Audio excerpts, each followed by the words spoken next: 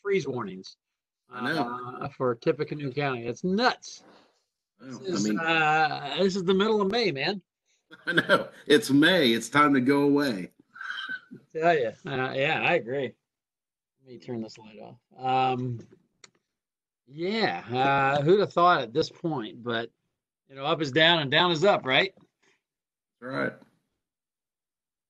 In Alice's Wonderland.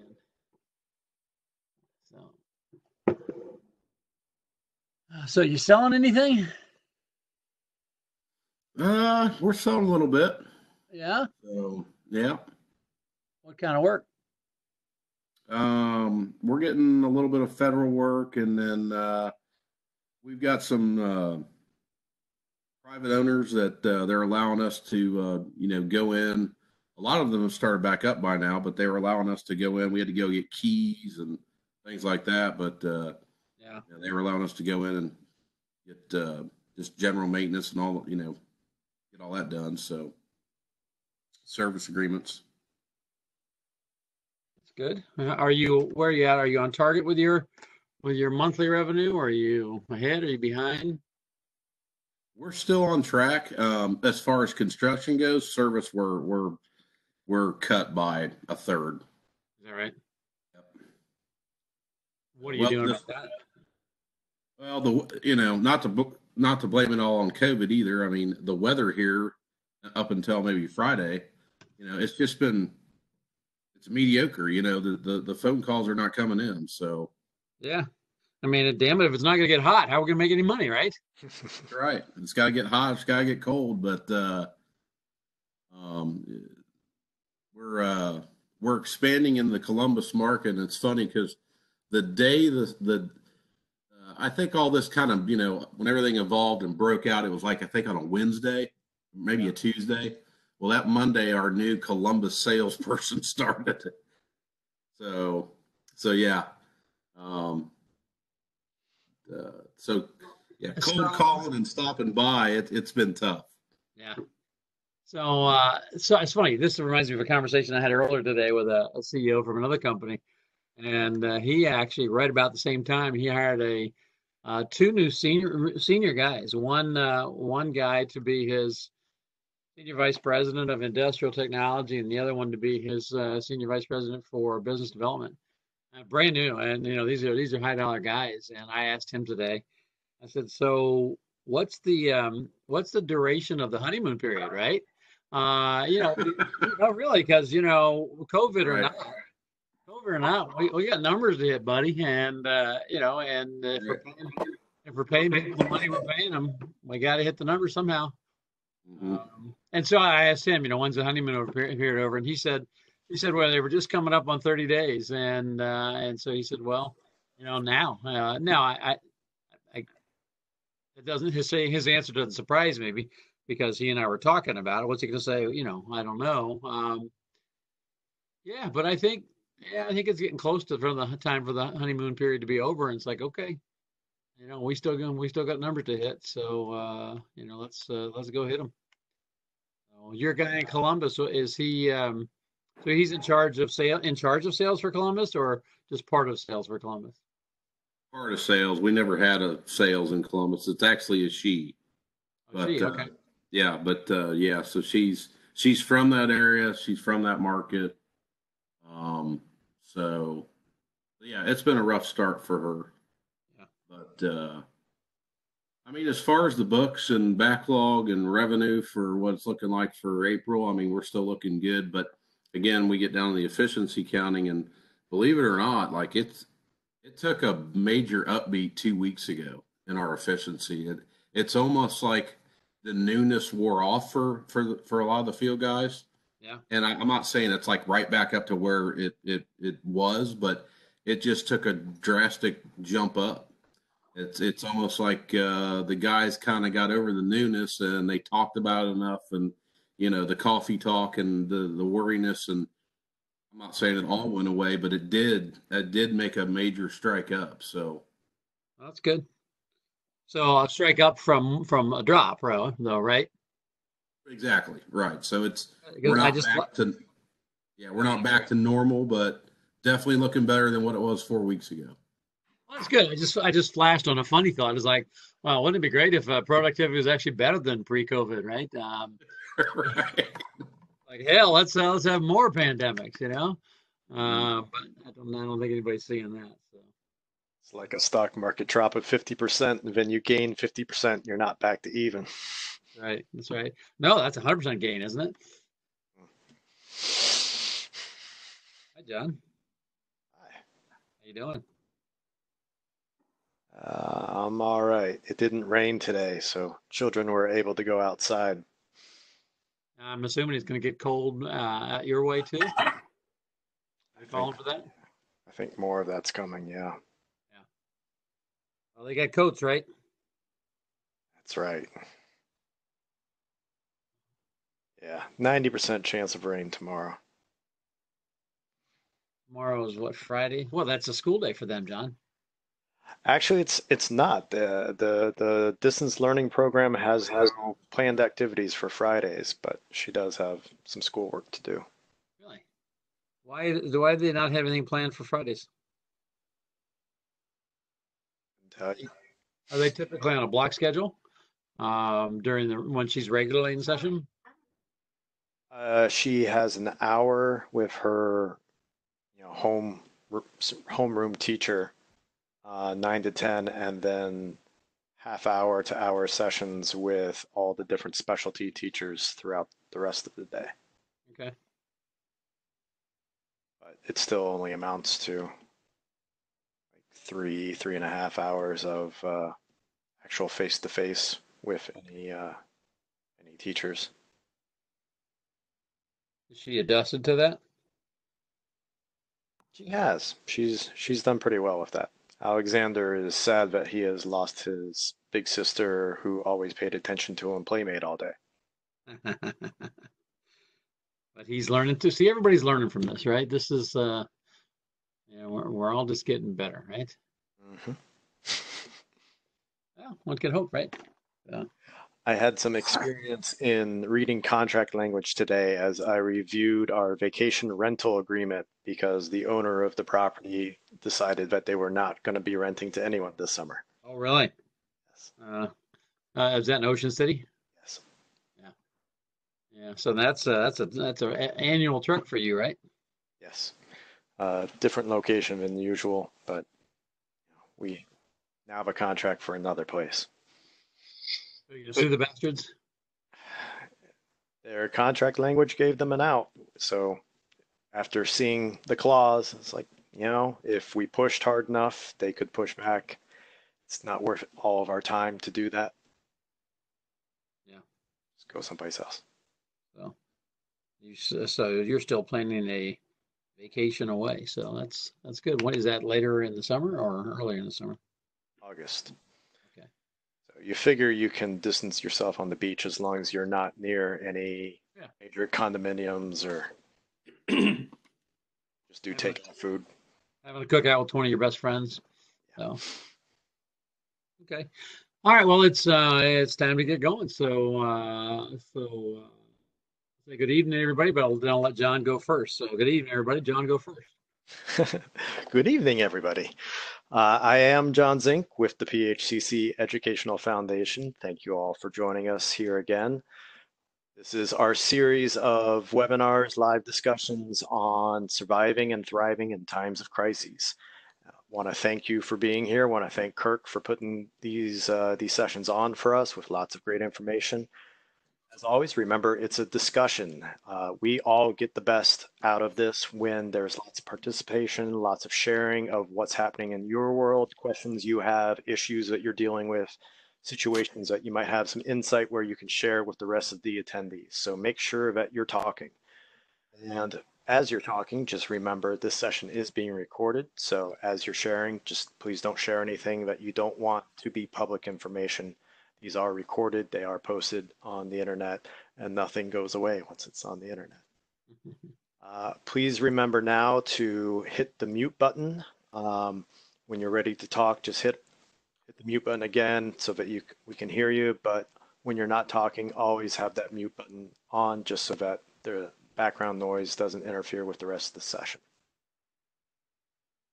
So Thank you so much. I think that's it. I'm going to keep an eye on the chat box. If there's any questions, you can send them straight to me.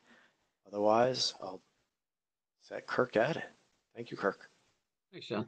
Well, welcome to everybody again. And I see lots of familiar faces on here, and I know that some other people have contacted me that they'll be coming in a little bit later tonight, and that's good. I also want to thank everybody who's participating in other ways, like by sending me questions, asking me questions, sending me emails, sharing things that are happening on their jobs. And so we're actually going to start tonight after we say hello and ask what's new. We're going to actually start with that. But first, I do want to ask. I do want to say hello and ask what's new. And so, what's new, everybody? And how's everybody doing?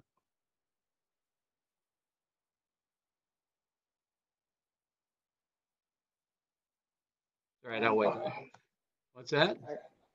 On my side, Kirk, things are continuing to slow down on a macro level in our industry. A lot of folks are exiting out of the industry because of the double whammy with the price of oil, as well as the situation with the pandemic. Clients are still being very conservative for the remaining of this year as well as next year. So it produces a lot of challenge. Also, coupled with that, there's a skill set gap, a generation skill set gap, which might not come back for a while. And so that's another issue that companies are struggling on who to keep and how to go forward. I appreciate, first of all, good. It's good to hear you, Philip, and have you back. You said you got my attention when you said that people are exiting. So, what kind of exiting are you seeing and anticipating? What's happened due to the nature of the type of work that's on the industrial process side, a lot of folks are gravitating into other lines of business, such as some on the infrastructure on the global side of it. The other side of it, contractual, automation, batteries, for instance, renewables. So you see a lot of that. And candidly, a lot of them, some, to my surprise, are going onto the commercial side, such as on the insurance side or on the, how can we say this? It's more like project development, where you're working with clients to essentially look at the feasibility or the profitability of a future process. Yeah, it's interesting because I think there is a lot of shakeout going on. I had a couple of different phone calls today where I had conversation about this topic and we were talking. One of the CEOs I was talking to, we were talking about backlog, and he expressed something that I think is true with probably many of you on this call, and certainly in our industry. I think there's a fair amount of folks that are comfortable with their current backlog, and that's good, but maybe not without as much foresight as what your backlog is going to look like 6 months from now. And so that was interesting. To that point, I'll give you another example. Has anybody here ever heard of Faith Technologies?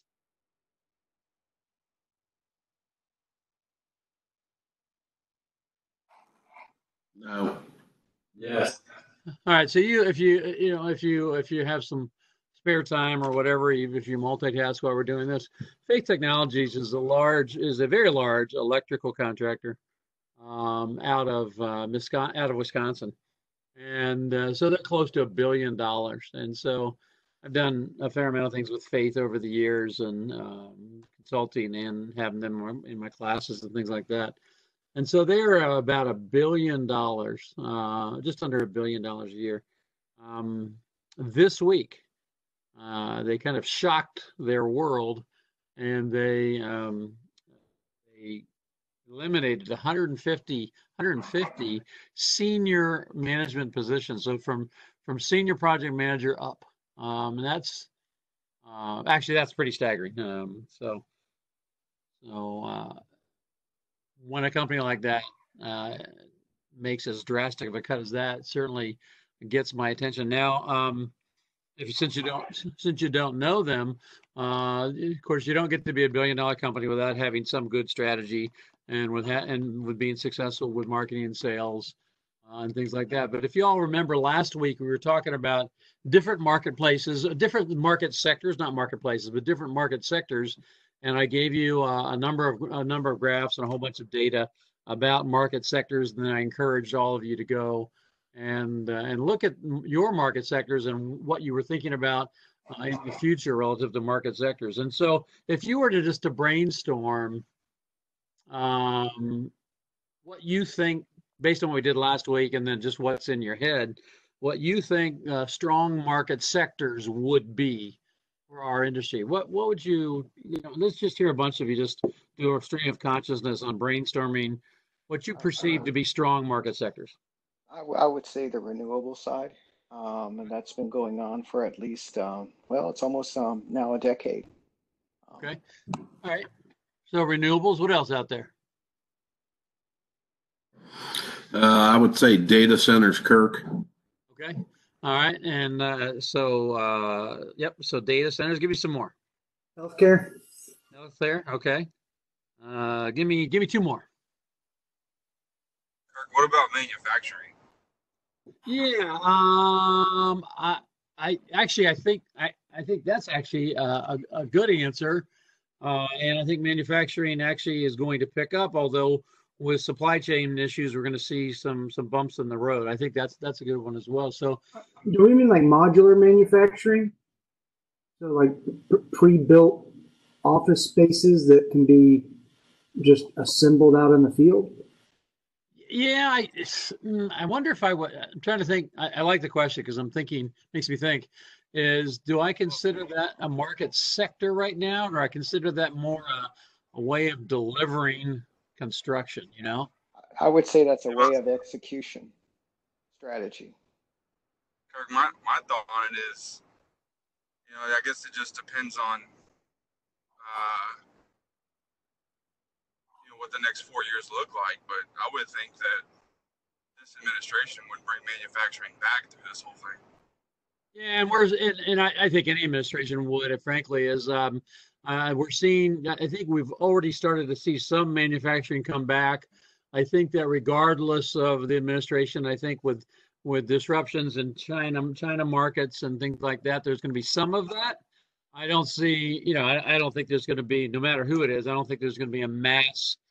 I don't think it will recoup all of what we lost, but I do think there will be an uptick, and I think that's going to be good for all of us in construction. So, Sam, I think that's a good comment.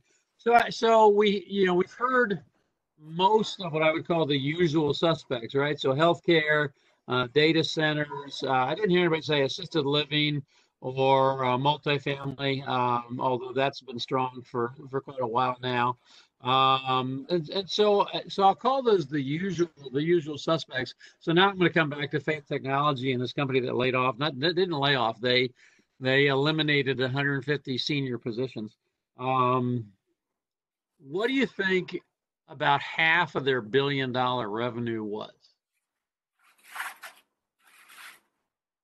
Take a guess.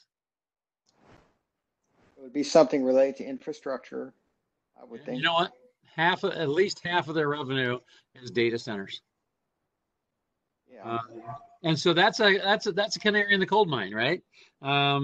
Because we all have these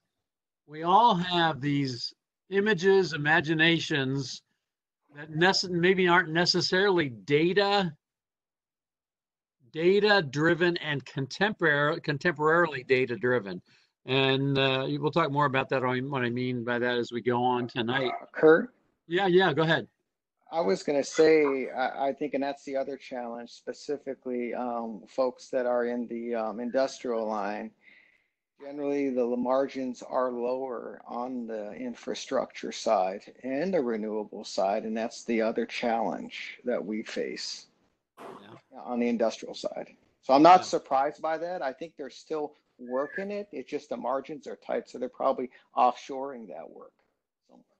Well, it's interesting with this. Thank you, Philip. With this company, with Faith, they actually most of their data center work is that hush hush top secret data center with the Silicon Valley giants. So Silicon Valley in Washington D.C. I guess so. Amazon, Google, Apple, those kinds of things. And so a lot of their work is Elon Musk company, right? So Tesla, and so a lot of the work they do is with those companies. Now, what is y'all's response to a company who's $1 billion having doing significant cutbacks when at least 50% of their business is driven by the high tech side of things? What's y'all's response to that?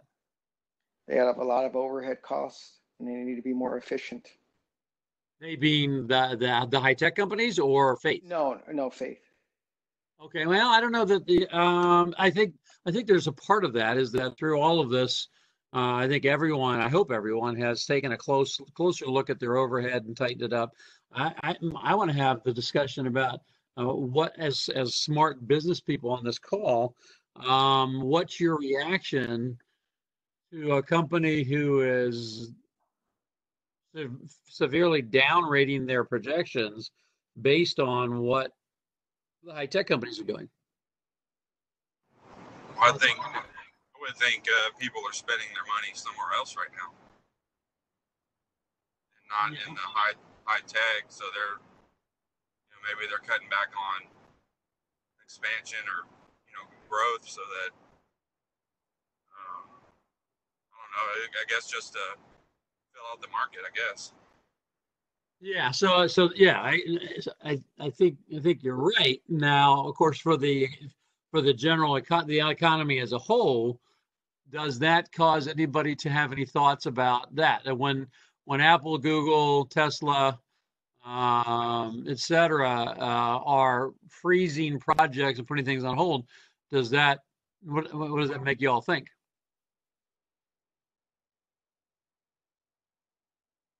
They're just going to slide back into the supply, lack of a better word, into the value cycle. So it affects the subcontractor and it affects all the other peripherals that are associated with that on the construction side, on the project side. Yeah. I'll ask a broader question. What drives GDP?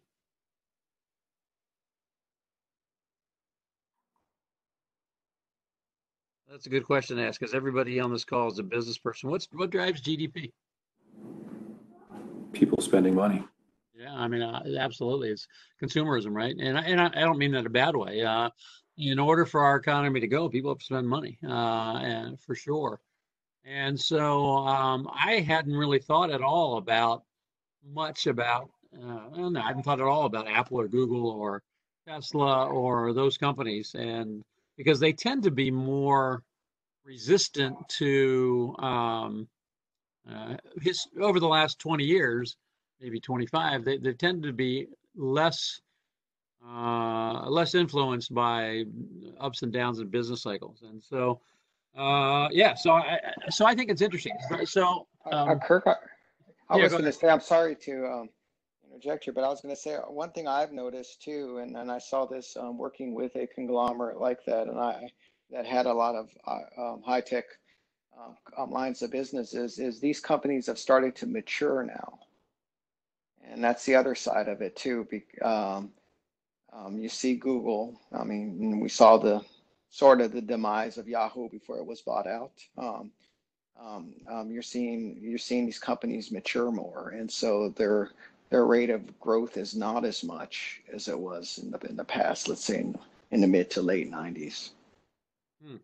Yeah, maybe. I don't know if I'm wondering if we had somebody on here from Apple or Google in the conversation. I wonder if they would agree with that because, of course, with all of us, when I think about business cycles, right, we think about innovators, early adopters, et cetera, until we get all the way over to the other side of the curve with laggards. And I think that one of the hallmarks of the tech companies is the constant reinventing of themselves, right? And so you're right; they've got a huge load to carry because they've gotten so big. But they do keep buying companies, and so I think they would see themselves on the left side of that innovation curve. Yeah, so I think in the long run, it's worrisome to me when I hear when I see that they're freezing things, and then I see what the impact is that has on a construction company that I know really well. So yeah, so it's just I think I'll leave it with what that does. I think it's supposed to send a signals to us to do more research and more homework and to make sure that we have our companies positioned in the right place. Because to close on this is in the conversation I was having with one of the CEOs today I was talking to was with his new, I mentioned a minute ago, just before we get the call started, when I was talking to Brad, I mentioned that he has a new a senior vice president of business development and a new senior vice president of industrial.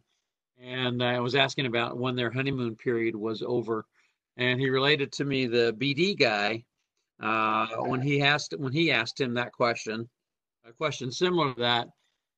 Sometime earlier this week, he asked his BD guy about, okay, what are you working on? What's it look like? Blah, blah, blah. And his BD guy started to talk about market segmentation, blah, blah, blah. And the CEO that I was talking to just turned to him and say, okay, well, that's all well and good. I want to know what you're going to sell to who, when. And so I don't really want to hear about market segmentation and academic crap. I want to hear what you're going to sell to who, when. And that might be a good starting point for everybody to write down tonight, if you can take any notes, is what are you going to be selling to who, when? And I think that's a really important question because I think that then when he queried further his BD guy, he's paying this guy about $300,000 a year, right? So this is a very talented guy. And his BD guy started rattling off the kinds of answers that I was soliciting from you a few minutes ago.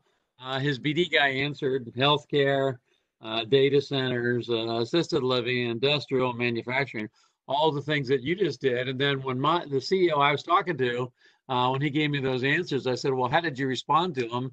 And he told me, I'm tired, don't need any more glittering generalities. I want to know specific things, what you're selling, to who, when. And so it was, again, a little troublesome because that BD guy, who's very talented and very well paid, frankly, is not as dialed in as he or she needs to be. So the question is are you as dialed in as you need to be about what you're selling to who, when? So anyway, that was one of the things that was on my radar. It's been on my radar since I last talked to you. So, Kirk, go ahead. Yeah. I was just looking at the stocks for Google and Tesla and those, and they're within about 10% of what they started pre-COVID. Is that right? Yeah, so I guess that to me doesn't indicate that they're looking at troubled times. What do you think about that? Well, it's interesting. No, I'm glad you did that because that I hadn't done that yet. So it's interesting, right? Because I'm heavily invested in the stock market. Well, what does that mean? Well, it means that their valuation isn't going down, and frankly, most of the positions that I'm in haven't suffered after the initial shock, haven't suffered much and have come back. But that may not reflect their choices on capital expenditures, right? And so they may maintain their value, but they may have still slowed down their capital expenditures because of some conservatism that's built into that. So a long-winded answer to say that I think there might be a separation. I think it could be right, and hopefully, if I don't have a lot in those companies, but hopefully, if you're a shareholder in those companies, you can have the confidence that the value isn't going to diminish. But there also could be a lag in that too, right? Is like I said, for this company, they do a lot of the more secret projects that that aren't public or don't typically become public for a while, and it could be the shareholders. It's not in their quarterly report yet about slowing down capital expenditure. I don't know. That'd be worth looking at the report to see. Good question. I think Go ahead. Kirk, I was gonna say that like when I think of Apple and stuff, I think a lot of times like Cupertino Electric is right up there in the billions. I mean, have you seen anything as far as those guys, major shifts or moves or anything with those guys? Yeah, that's a really good question, and shame on me because I should have checked Cupertino because I know those people really well. But this literally the faith thing just came up today, and it floored me. So the reason I'm bringing it up tonight is it was about 1 o'clock today. I was having this conversation about these 150 guys that are gone. But yeah, I need to call. I need to talk to Cupertino. I need to talk to. There's a few other companies in the Bay Area that I need to talk to and see what they're hearing as well. So. No, that's a good lead, Tyler. So yeah, so I'll report back next week on what I hear about the tech companies from their contractors, because that also might be some insight into industrial work, plant work, existing work, and those kind of things, because they may shift some of their capital investment from new build to renovation, remodel, and expansion on the existing. I don't know, but. But the bigger question is, what markets are you looking at, and do you have your eyes wide open about your strategic marketing and sales mix? So, and is the stock market a reflection of the economy? No. Yeah, that's a good question. Is that yes, that's a great question, John, because we can see, we talk every week about the jobs report, and so the jobs report this week another 3.2 million. And so that last week was 3.8 million. So we seem to have some tongue-in-cheek stabilization there, but the numbers still are gigantic. And so we have 33 million new unemployed over the last 7 weeks. Yet the stock market is actually performing better than it was certainly a couple of weeks ago. And frankly, not all that bad. I don't know what it did today, but it's been up or neutral here for a while now. And so the stock market seems to be signaling good signs, but 33 million unemployed is bad signs. And so, yeah, that's a good question, John. I think a lot of people are questioning that, whether or not there's a connection there. Another set of, what's the best way to say this? Another set of experiences has started to happen that I don't know if any of you have experienced. And so I want to talk to you about those things. And somebody's going to be coming on the call here in just a minute here that I'd like to hit for him to actually explain it a little bit. But are all of you paying attention to an increase in physical confrontations in the marketplace, not in your job sites necessarily, although I will give an example of that. But are you paying attention to the physical confrontations that are happening in our greater society over things like mandatory mask and those kinds of things? A little bit. But for the most part, surprisingly, it's been well organized, considering we have such a heterogeneous population. Are you talking in your company or in your market in Dallas? We're talking about in our company, yeah, as far as abiding by the protocol. Yeah. So my question is a different one, is about the relative awareness of the group about the confrontations that are happening, out in the world. Because protest. Not the protest so much, because we know those are happening, right? But no, I'm actually talking about physical confrontation. So I'll give you one example. Let's say I'll give you two examples that are non-construction examples. But in Detroit, I think the end of, what's today, Thursday? Either the beginning of this week or the end of last week, in one of the dollar stores there. I don't know if it was a Dollar General or one of the other dollar store chains. But I don't know if you read about it or heard about it, but the dollar store has a policy that you can't shop in their stores without a mask. And and of course all of their employees have masks and whatever protocol they have, just like you have protocol. And so either late last week or early this week, a mid 40s, 44, 45-year-old woman and her daughter went into the store to buy something, and the security guard there instructed the woman that her daughter couldn't be in the store because she didn't have a mask on. And so this is just a safety protocol. And so she instructed her that the security guard instructed that she couldn't be there, and the woman got very upset and got up into the face of the security guard who was just executing his company's policy. And anyway, the mother and daughter then left the store. Then they went home to wherever home is there, and then they were joined by her husband and her son. And the husband was in his mid 40s, and the son that came along was 23.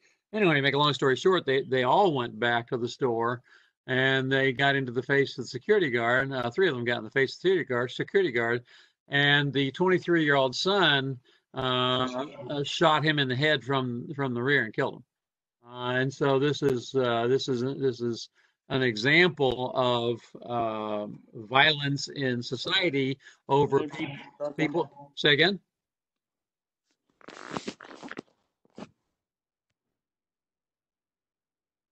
Go ahead, Dave. No, I was talking to somebody else. Go ahead. Okay.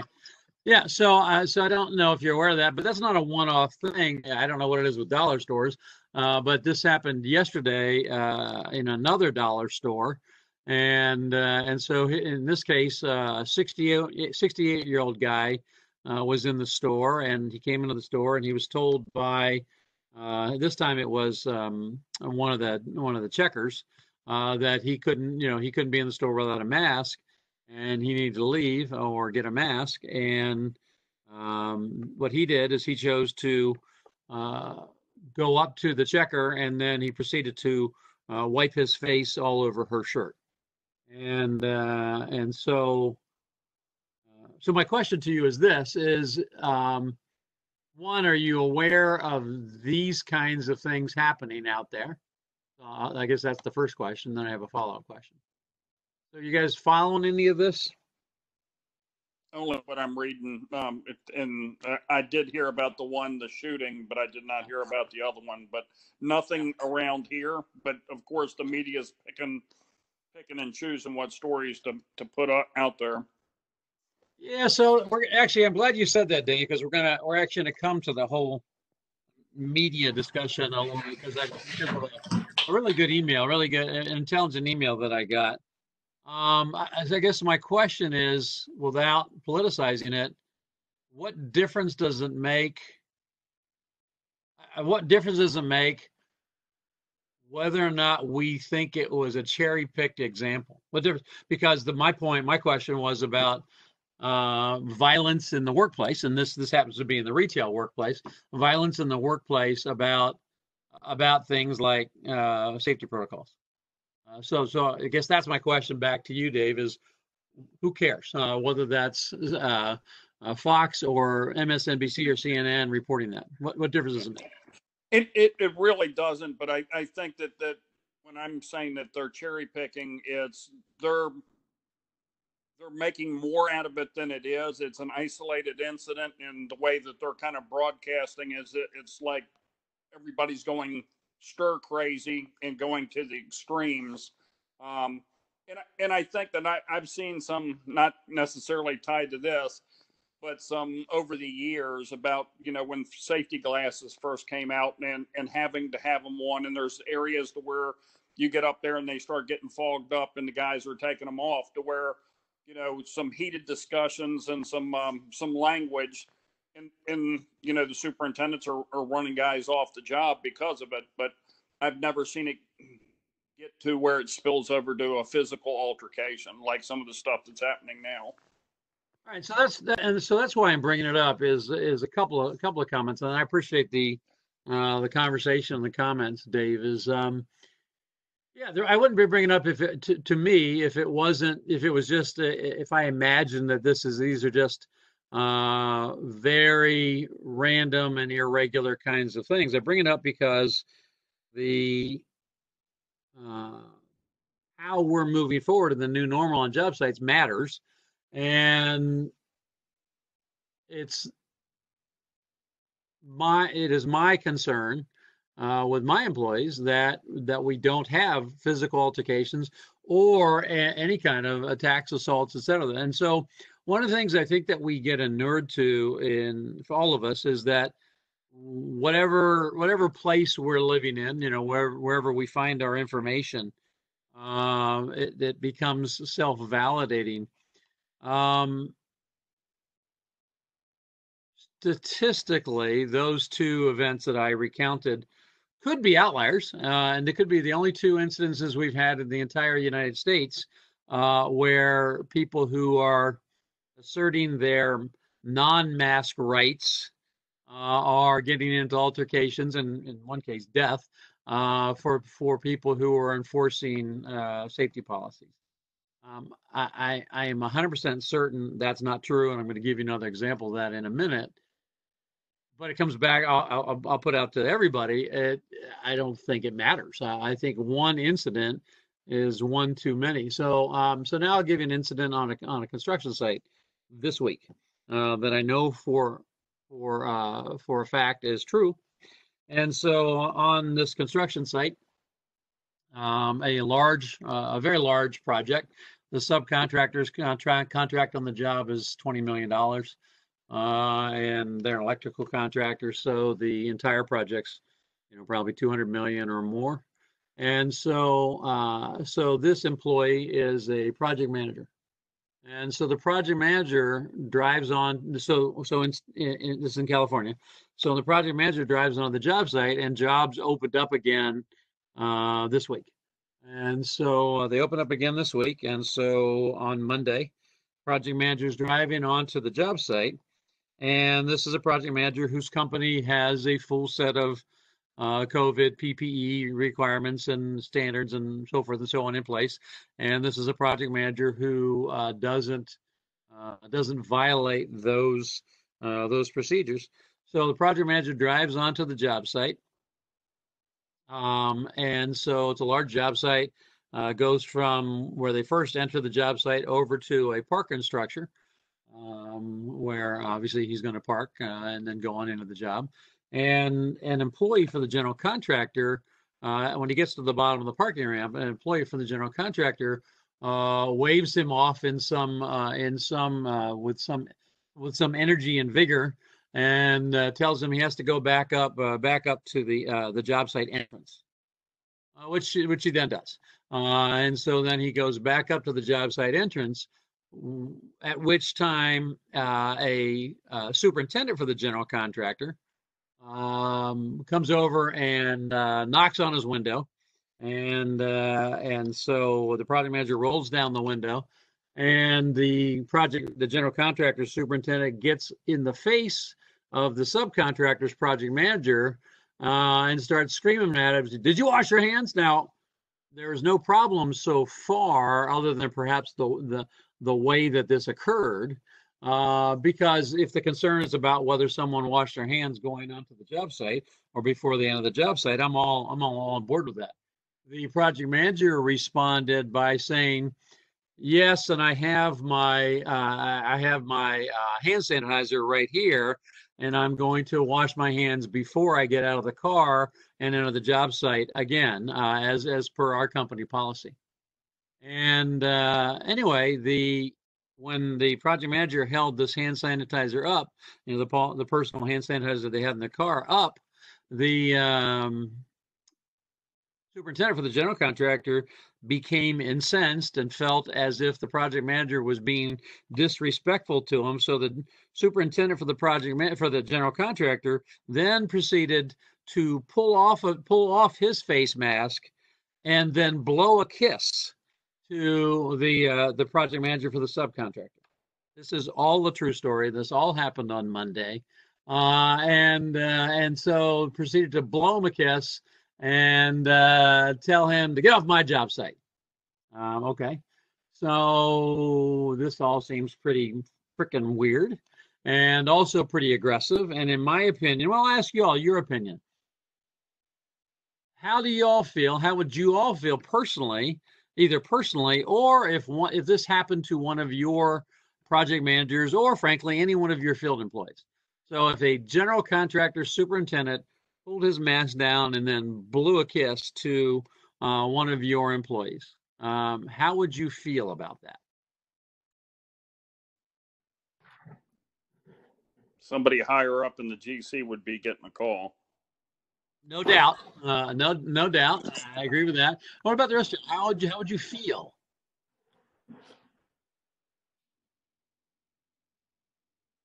Kirk, this is Brad with MSD. Frankly, how would I feel? I'd be really pissed. Yeah, and I appreciate that answer, Brad, because I think all of you know me. Everybody in this call knows me. And if you don't know me, I'm probably one of the most volatile people that I know.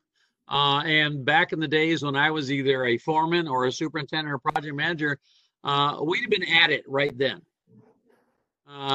We'd have been at it right then. Now, I know most of you are kinder and gentler than I am, but I'm sorry. I'm a grown man and you're a grown man, and it's not that you blew me a kiss. I don't care about that. It's not a gender thing. It's not a sexual thing. It's not a gay thing. What is it? Why am I right now in this discussion? Why am I still so incensed by this? Disrespectful. That's not that is very disrespectful, but I could live with that. You're poking fun at the epidemic. It's not taking the situation seriously at all. It's very immature. It is completely unprofessional. Yeah, I agree with you. I'm at a deeper root cause. It's a health risk. It's a freaking health risk. This is unsafe behavior. It's like what? It's like leaving an opening in a deck. This is a not a question.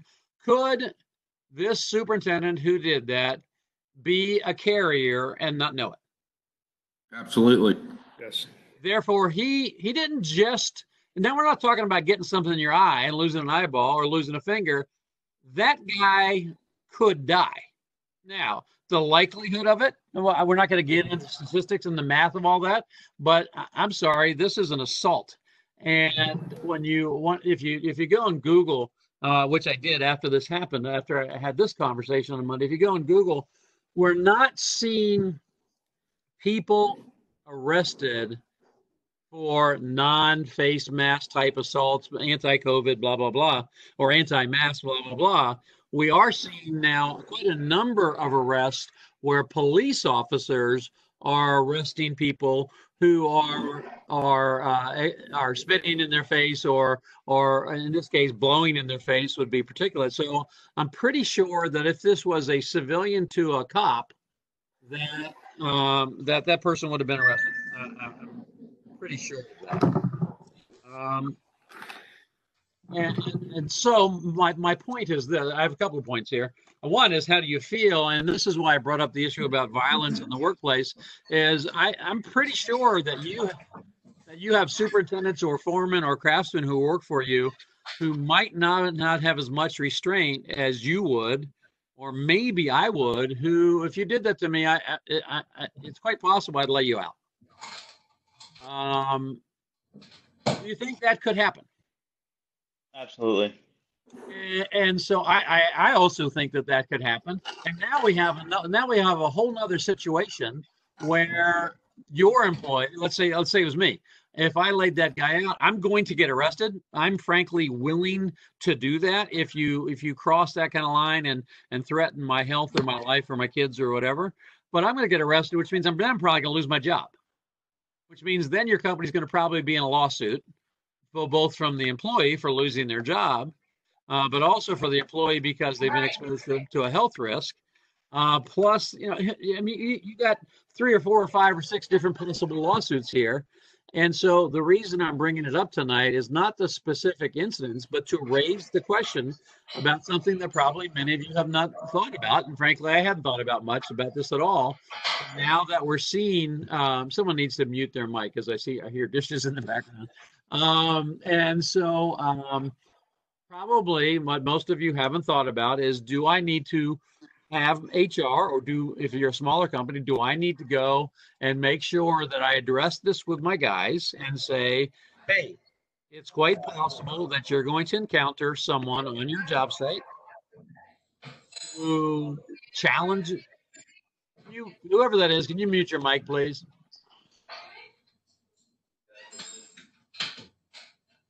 So, sounds like they must be away from the computer, and I don't see who it is. John, I don't know if you can mute it.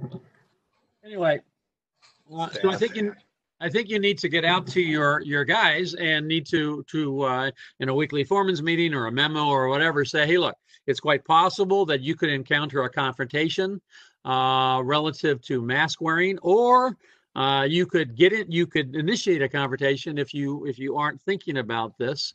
And to reiterate what your safety policy is about mask, and then have a reporting practice and mechanism should this kind of thing happen. So back to Dave's comment about a letter going to the higher up.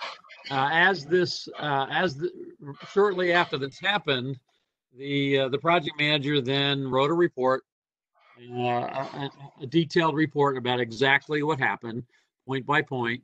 And then they had done a good job on writing the report, but then in the second paragraph, actually the first part was a bulleted itemization of events, and they did a really good job of writing that. But then in the second part of their correspondence, then they allowed some of their emotion and anger to come through in the reporting of what happened. And so in talking through that, we took it from the anger and emotion to really addressing the two key issues. And what are the two key? What are the two?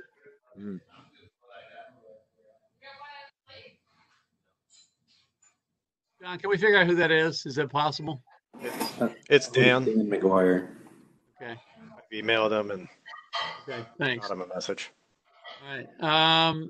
Let's see if I can do something with it.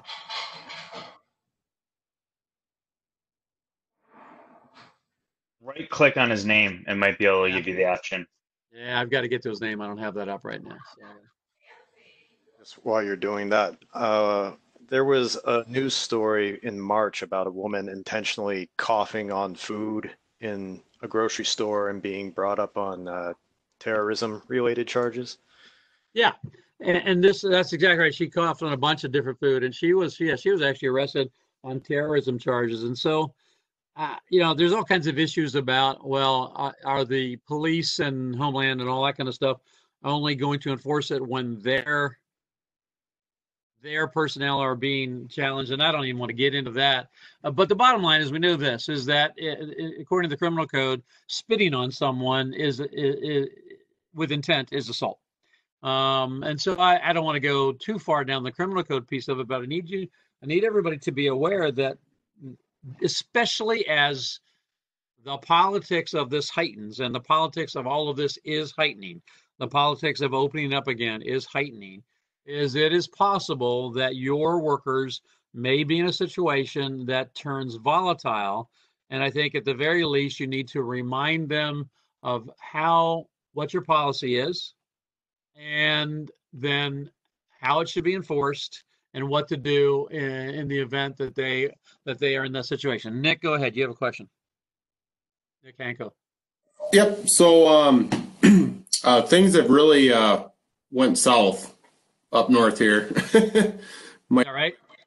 Yeah, we just had a week of COVID, just went crazy through the industry. Is that right? Yep. So how has that been manifesting? What kind of numbers and how's it happening? Well, it's been mild up here. But last week we had, I think it was like 16 cases, and we've been normally going with like maybe a case a week. Yeah. And this is all in the construction industry. All right. Yeah. So between the company I work with and two other general contractors, we all were hit with it. So you've actually had employees that have come down with We've had employees that have come down with it. Yeah. We've had trades that have come down with it.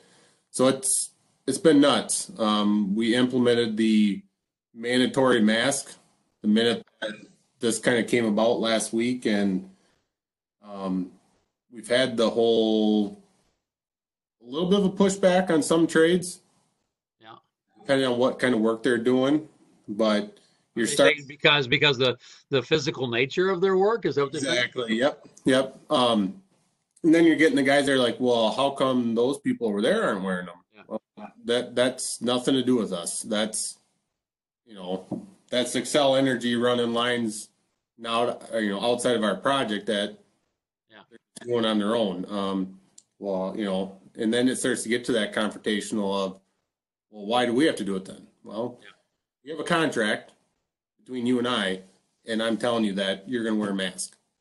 Yeah. And so are you enforcing that? We are enforcing that. Like I said, we still get the kickback from some of the trades. Our masons are questioning a little bit more, obviously with the lifting of the block and all that, but being in the hydro mobile. But at the end of the day, we got to try to work it as a team. And yeah, we can't do selective enforcement of safety, right? And that's the problem. And and I appreciate you saying that, Nick. And that's the next point. The next example I have from this week. All right. So the project manager example I gave on that job site. Oh, by the way, I want to finish that story. And so on that story, the project manager then editorialized a little bit, but not too much. But you could tell they were still angry about and being assaulted and having that confrontation when they're very much committed to safety. But at the end of the day, there are two issues that needed to be communicated to the owner and the general contractor. The two issues were safety policy and liability, right? And those two issues, and that employee for the general contractor was violating the project's safety policy. And was adding liability to the customer, to the general contractor, and thereby to the owner by taking an assault, performing an assault-like behavior, which could lead to violence or certainly risk to all parties involved. So anyway, tell me why this manager was having this communication with me, this conversation with me.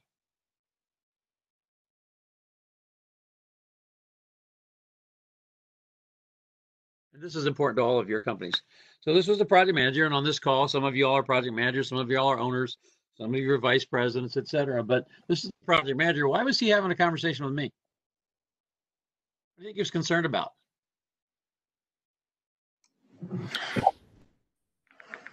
Unfortunately, my concern is that his voice isn't being heard, or he either wanted to make sure that the way he presented the information was going to be taken the way he wanted it to be taken. Yeah, well, that's right, Nick, and thank you. He was concerned he was going to lose his job. Yeah. And so this is exactly what we've been talking about over this whole class, is that we have an employee who is concerned if he reports to his own company, and he works for a good company, but reports to his own company that will be perceived as making waves with the customer. And none of us like to make waves with other customers. And so he was concerned. He has enough integrity that he was going to report anyway, but he was concerned about how this would play with his own company first, and actually was less concerned about the general contractor or the end user as his own company. Now, is it possible, do you think, that we ever have employees in our companies who sometimes have to pause and think and make that decision because they're worried about how they'll look to their own boss? Very much so. Then I agree. All the time. Every day. Then everybody in this call has a responsibility to fix that shit. Do you agree? Oh yeah, absolutely. 100%. So you need to get a message out to all your employees. We got your back. This is my commandment number one. And so then I helped to kind of talk him through it. And I'll give some additional insight. His division vice president is an anti-vaxxer who doesn't believe in any of this shit. And so now, and there are people like that out there. And that's not a value-laden statement, but this is a real situation. This is why I bring it up tonight, is that often we don't think this stuff is real, but I'm telling you, it's as real as it can be. So anyway, to make a long story short, I helped massage the memo, and then I suggested that he provided a draft of it to his immediate supervisor, to his division vice president, to his company's HR vice president, and to his company's safety vice president. And even with all that, he still might have been cutting his own throat. Is that possible? Yeah. Yeah, so it's possible, but he did it anyway because he's got the integrity to do it. And fortunately, his company was 100% behind everything that he had done. And then his company actually did exactly what Dave has suggested, which is write a letter, a stern letter to the customer, recounting exactly what had happened, and then moving it up to the right level of where it should be dealt with. Yeah. So, what are your general impressions of all of that? Do you think, again, now to kind of bring it back to the beginning of the discussion, do you think this is one-off shit, or do you think, if you hear an example like this of lucid, rational people, do you think it's possible it's happening in more than one place? So, Kurt, we're having issues, not with necessarily masks, but just safety in general. Meaning, because tensions are so high, we threw people off of a project this week because of trench safety, and then it clicks in that, oh, they might not be able to get a job that easily. Yeah. And then they freak out and they retaliate, and we're starting to see it, and we have a bunch of active projects, but it's not just, oh, people getting yelled at for their mask. It's basic things that, oh, I got kicked off a job, I'll just get on another one tomorrow. Well, you're not getting on another one tomorrow anymore. And that doesn't click in a lot of times till it's too late. Yeah. Yeah, and I appreciate you saying that, Steve. And so I don't think this is an isolated incident at all. In fact, I think this is a sign of the times that's only going to get worse at least in the short term. And so I think that you ought to be writing down words like retaliation, fear, intimidation, violence. All of those words are words that these things are happening right now in the workplace, in all workplaces. And so the question is how, not the question, your action item is you need to have a proactive means of addressing this and then dealing with it when it happens, for sure. Kirk, one of the things that I noticed, and it's not related to the coronavirus, is that after the recession, everybody got really into the lean construction and let's cut the timelines down and stuff. And what I'm seeing down here in Florida is the owners are kicking these jobs and getting them going, and are about, luckily, 50 to 75% designed. They've got a tight schedule, and you're designing on the fly, and tempers are flaring because of the push to get it installed. And half the time, you don't even know what the hell you're installing or how you're installing it. The amount of RFIs and the short tempers to begin with, because they're pushing the schedule. And then we've got a lot of GCs down here with the COVID stuff that they're talking about all these extra safety time, but they don't want to allow time for it. They're still trying to stick to a schedule that's unrealistic, with changes and now with the extra precautions due to the coronavirus. Yeah, I think that's a really good point, Dave. And I don't see it getting any better anytime in the near term. Again, regardless of COVID, I think COVID is just going to make the tension levels worse, right? So go ahead, Nick. So to go along with that, the confrontation of, we kind of talk about the mask and all the PPE items that kind of go on, but with the outbreak that we just had, we implemented a 3-question check sheet that we put onto the Dropbox. It's a very generic. You answer yes, no. If you answer yes, you're not allowed on site. That's where I see the biggest confrontation going to be rising from, for a GC or anybody really to deem someone not able to go to work Mm-hmm. and not get a paycheck and not provide for their family. Yep. That keeps on going on. I think that is going to cause the uproar more than you have to wear a mask or you have to wear safety glasses or, wash your hands before you come on site. Yeah, and so do you think I do? Do you think it just caused people to not tell the truth? So far, it seems to be honest. We've had on one of our projects, a gentleman filled it out, and one of the questions, have you had a cough? And he put yes. Have you lost taste or smell? Yes. And then he walked out of the trailer, and the site superintendent looked at it, and he's like, wait a second, and he coughs. He goes, you can't be on here. Well, why? Well, because you answered yes to 2 of the 3 questions. Yeah. Go. Well, this has been going on for a while. What? Yeah. You hear the news, you got to do a little bit of your own part, and that's even our employees and, the guys in the office too, as being a GC, it's like, we all have to do our part. Yeah. And if I'm not doing my part, wearing my mask when I'm implementing the rule, no one's going to follow it. Yeah. No, I agree. I think that's a good comment. And so I want to add to our list of descriptors that I just threw out there, and to kind of follow up on this a little bit is I used the words retaliation, fear, intimidation, violence, short tempers. And now I had another one because I got one more anecdote about that happened this week that to share with y'all that you're going to have to figure out how to deal with, and that's peer pressure.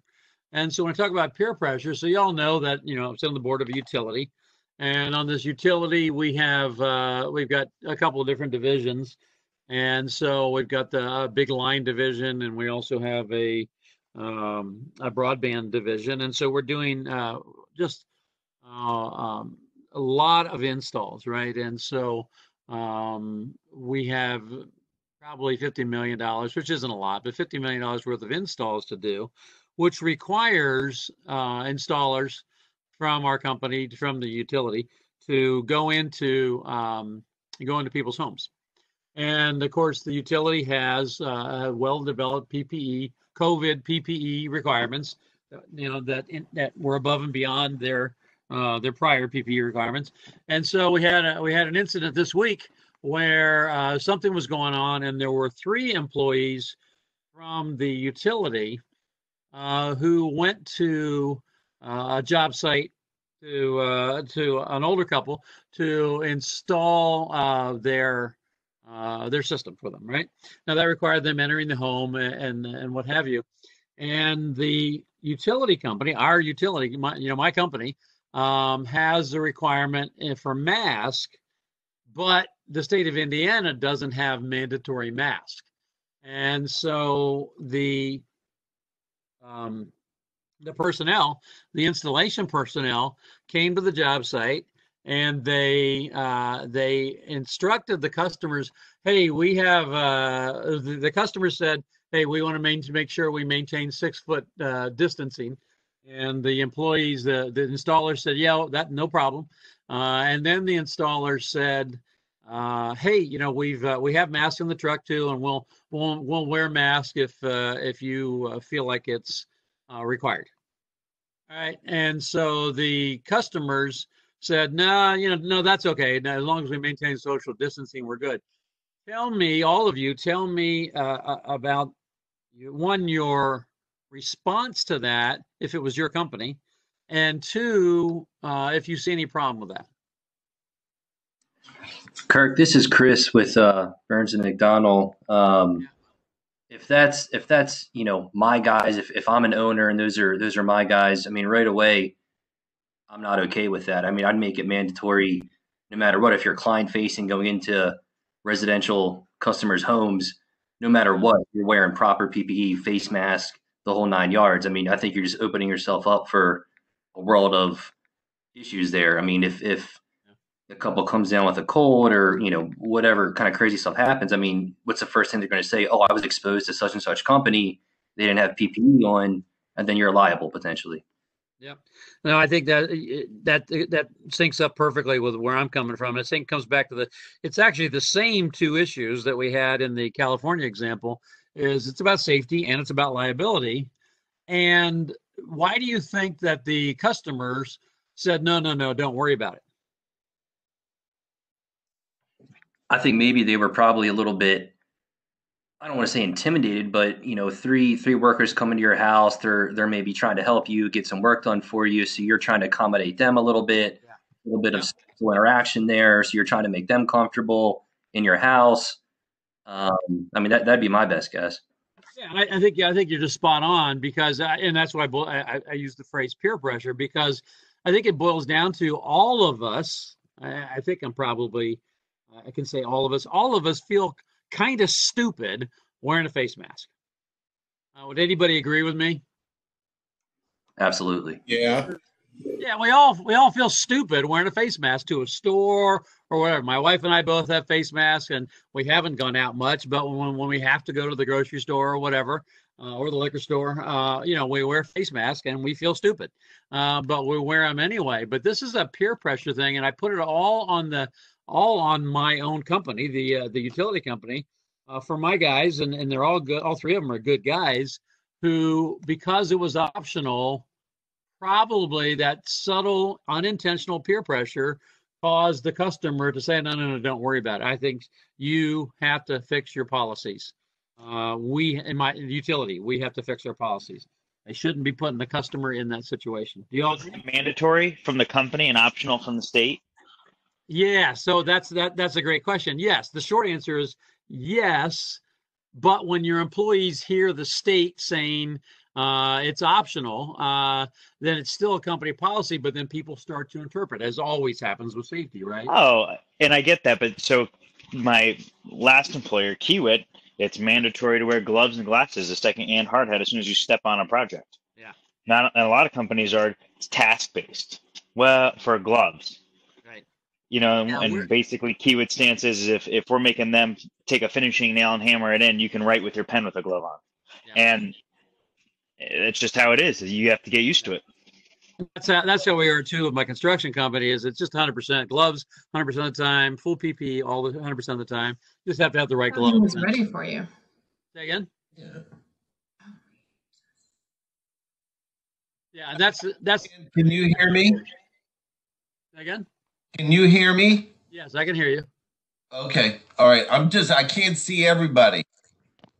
Oh, yeah, I'm not sure why, Dan. We can see you, so both of you. So, the final message on that point, and then I want to move on is, I think it's time for everybody to revisit their safety, not revisit their safety policies, but have the next discussion. I called it earlier today, phase 2, the discussion, and the phase 2 of as the economy opens up and as the fear is lessening, even though we still having 3,000 deaths a day, as the fear is lessening, I think it's time to go back out to the guys again and say, look, here's what our policy is. I don't care what anybody else tells you. It's not flexible. This is what we're doing. Do you all agree with that? Yeah. Yeah. Okay. All right. Good. All right. Good. I think it was an important conversation. I want to go now to, and I want to ask. I have to ask somebody if it's okay. First, so Jeremiah, are you still with us? Yeah, I'm here.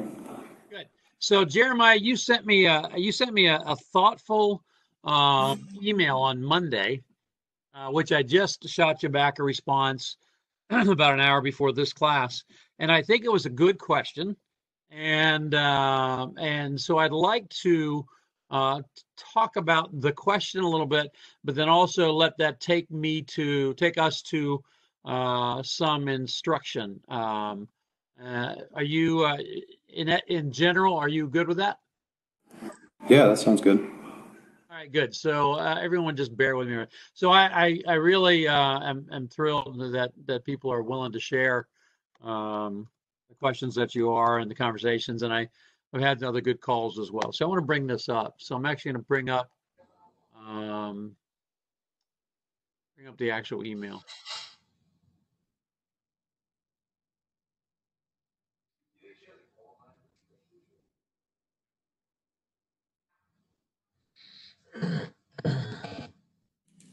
Hey, Kirk, while you're doing that, I got a question for all the guys here, quick. Which guys? All the trade guys. Sure. You mean So the people that build the job? people that make me look good. That's what Okay. I'm asking the question for. Partners. So, Your Jeremiah, quit laughing. Anyway, so the question is, if I make it mandatory mask and all this, COVID prevention, with the hard times to find masks, are you looking at GCs to provide it, or is that something that in your company you are taking upon yourselves for the most part to do and already implementing that? Just enforce it. Hey, Nick, Brad with MSD. Now that we're looking at that ourselves, that's PPE. It's for each company to provide for their people, and it should be number one for each individual company. Yeah, Dave down here with Fed Mechanical down in St. Petersburg, Florida. We provide our own. They are hard to come by. We went ahead and had some made that are basically like handkerchiefs that old cowboys got around their neck. Yep. I mean, for the most part, it seems like the guys up here are doing the same thing, but with limited access to find them, I don't know if it's getting to the point where guys are just like, well, piss on it. I'm not even going to look anymore. I'm just going to say, if you want me to do it, then you better have them in your trailer, and I can grab one when I come on site. Hey, Nick, this is Dustin. So I have a project going on that is inside a hospital that is active with COVID patients. And because they were requiring it and couldn't necessarily control the type of mask that every individual was wearing, they decided to issue them to the folks that had to work inside the hospital so that everyone had the same type of mask. And they didn't have to worry about, differences between what type of masks were being worn. And they're paying for the cost of it. The hospital's paying the cost of it. Yes, sir. Yep. Right. And I mean, that's the thing. I imagine there's probably customers that are more than willing to foot that bill. But then there's also the customers that are probably going to be like, I don't want to pay that one either. So appreciate your guys' input on that. Yeah, for me, I'll weigh on that too, Nick, is that the way we're looking at that with our subs too is that it's like any other tool or any other PPE, you got to provide it yourself. I think that I had a thought while the hospital conversation was going on. One, if we can get the customer to pay for it, that's great, right? And so I'm all on board with that. Or if I have a supply and my subcontractor does not have a supply, then I'll sell them to them, at cost, right? So I think that's the other way to approach it. Yeah. Is there issue with supplying safety stuff to subcontractors? Yeah, that's a really good question. I think the answer is yes. So could you be sued if you provided safety apparel and someone got hurt? I think the answer is yes. You could get sued for sure. I wonder. It's interesting. We're gonna have all kinds of interesting lawsuits that come out of all of this, right? Well, even if there's a lawsuit on that, Kirk, the way the insurance for the GCs is you're responsible and you're going to pay for your insurance is going to pay their lawyer anyhow. So that's not going to work. Yeah, I agree. The problem is, of course, with any lawsuit is that it costs you money and it gets drug out. I also think that I wonder if actually the Good Samaritan law, if I was defending, if I would bring in the Good Samaritan law on that. But anyway, that's a good point. Yeah. So let me. I want to share now Jeremiah's email. Kirk, can I say one more thing? Sure. Guys, what up here, because I'm in Northern Virginia, right outside Washington, D.C., and I realize that everybody is struggling for all of this. You're allowed to wear bandanas. Bandanas classify as a PPE. So even a bandana, yes, that'll classify. That'll qualify as a PPE. And then what you guys were saying about the lawsuits, was talking to my insurance company about it today. With the coronavirus being so different than anything else, it's not like a natural disaster or it's things like, so these lawsuits aren't going to be, it's not like anybody did anything egregiously that you can automatically sue somebody for. Yeah. That's going to be a very gray area, and it's, I think it'd be difficult to be enforced. Yeah, I think so. I think ultimately, I agree with that. I do too. I don't know. Does anybody know? I don't know. I should know, but I don't. I apologize. I don't know what the CDC says about, and I know you're right, is that people are wearing bandanas. And frankly, in my opinion, bandanas, like anything that covers the nose and mouth is better than nothing. But I wonder I don't know what the CDC says about that. Does anybody know? I don't know. I'm not sure, but like the big contractors, Whiting Turners and Hensel Phelps and those guys are allowing bandanas. Yeah. All right. So I'll look that up before next week too. So I appreciate that. All right. I want to go to Jeremiah's email because it was good. So now it's on the screen. Y'all can see it. And so I'm going to read it, and I'll make some comments I'll read it through first. So this was on Monday, and it says, I've been reading Influence, The Psychology of Persuasion by Robert Cialdini. First of all, to everybody on the call, this book called Influence, Cialdini is really, really well-known psychologist who writes about negotiation and persuasion, and Influence is one of his gold standards that he wrote quite a while ago. He also has a newer book that's out that's called Persuasion, which is a book I also recommend. So I'm a big fan of Cialdini.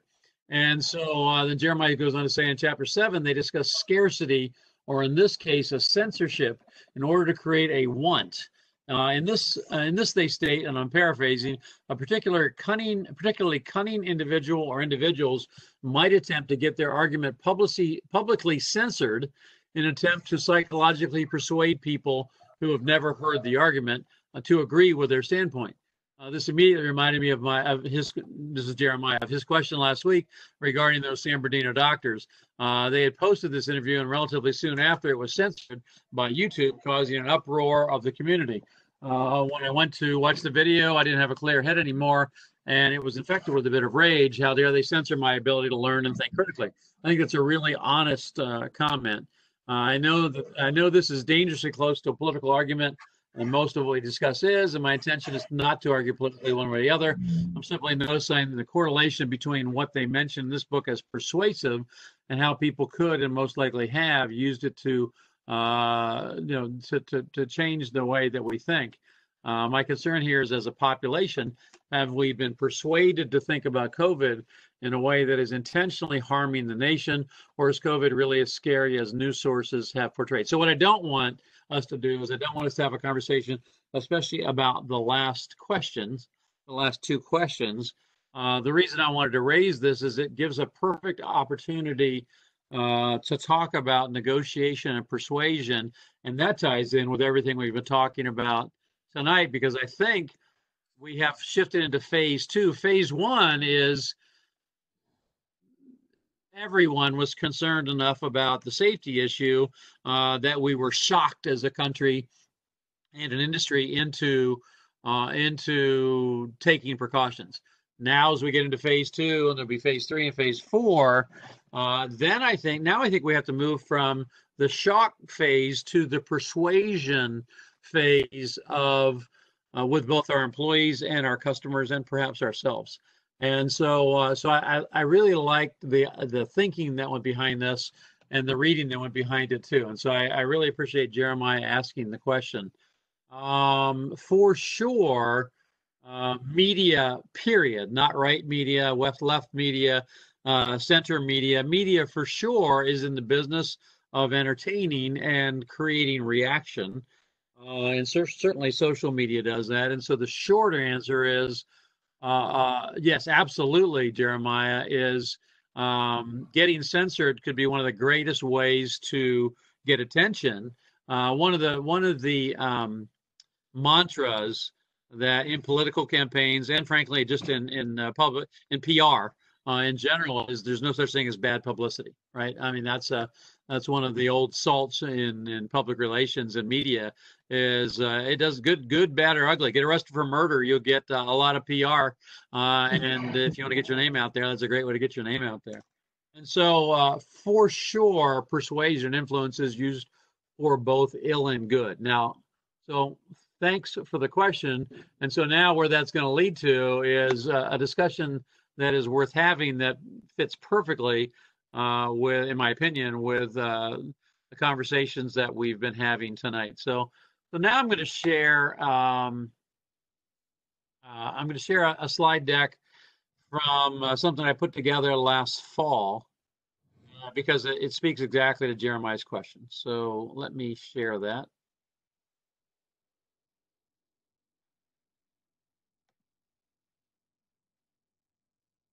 Okay. So this is from another class I was given, a master level class to students in construction management.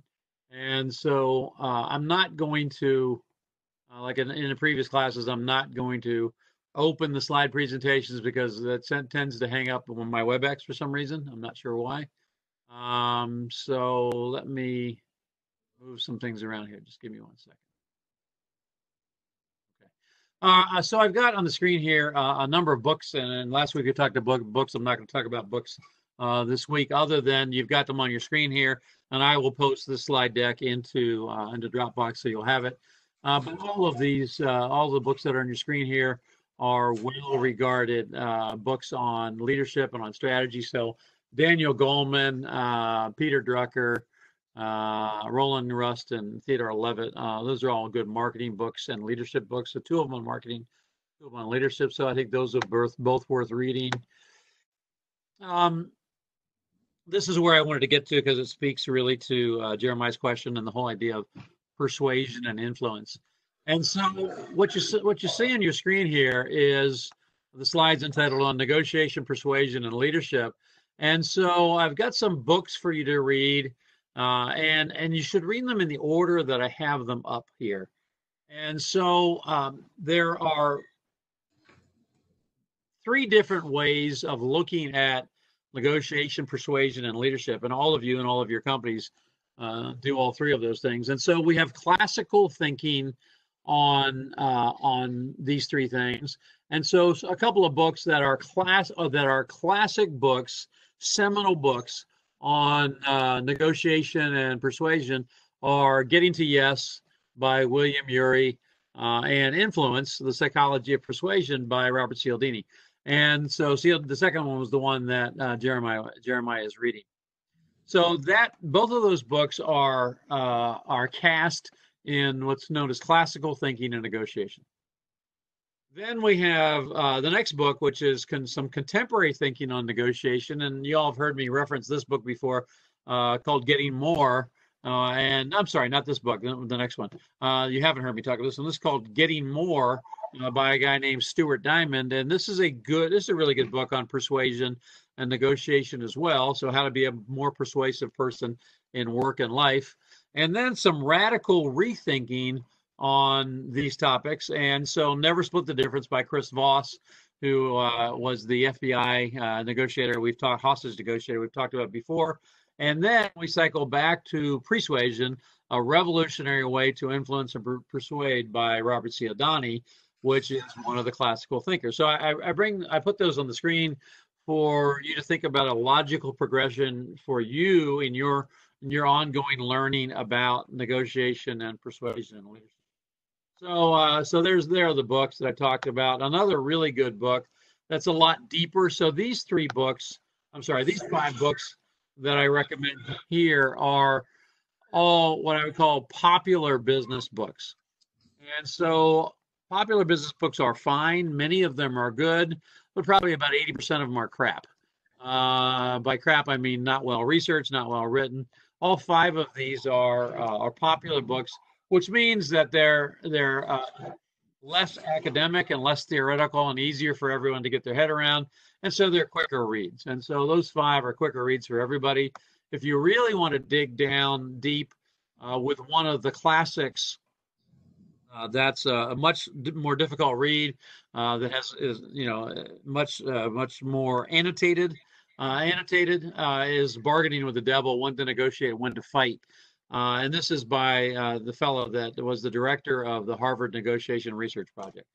A really good book, also a much more academic book. So those are some resources for you. But now, in thinking about all this, I want to walk you through really quickly the thinking that we have about negotiation. And so, with William Ury, and some of you may have read this book, Getting to Yes.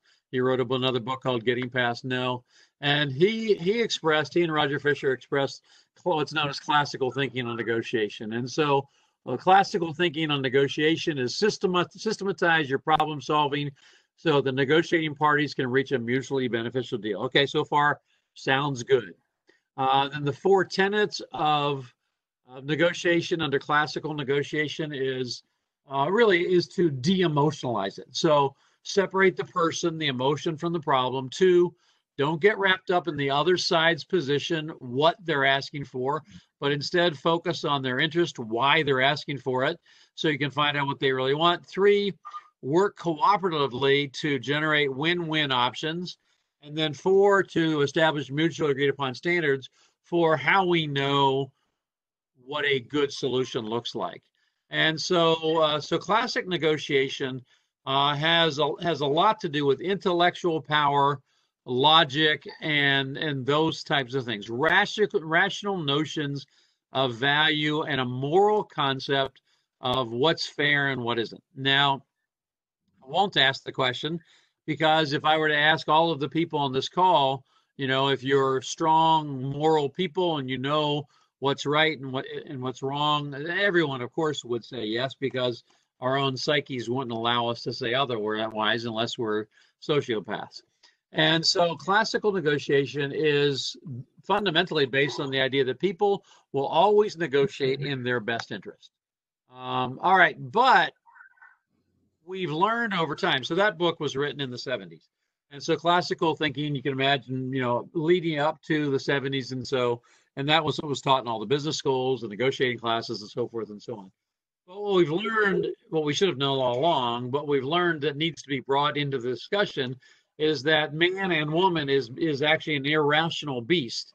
And so there was an economist and a psychologist at University of Chicago who launched the field that has now become known as behavioral economics, that shows that man is basically a very irrational beast, and that feeling, they discovered, is another form of thinking.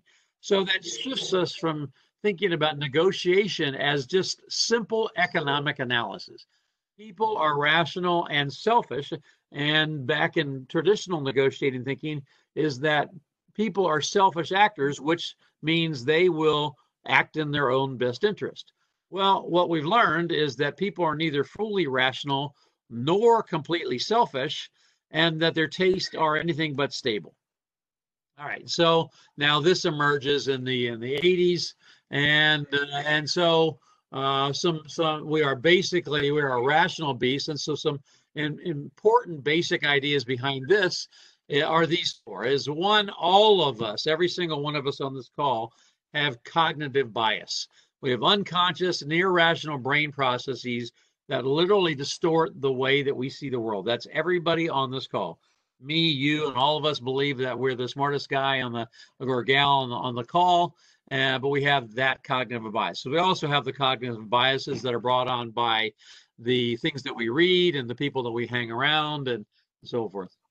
The second important tenet of getting our head around how to negotiate, since we're irrational beasts, is the framing effect. And so people respond differently to the same choice depending on how it is framed.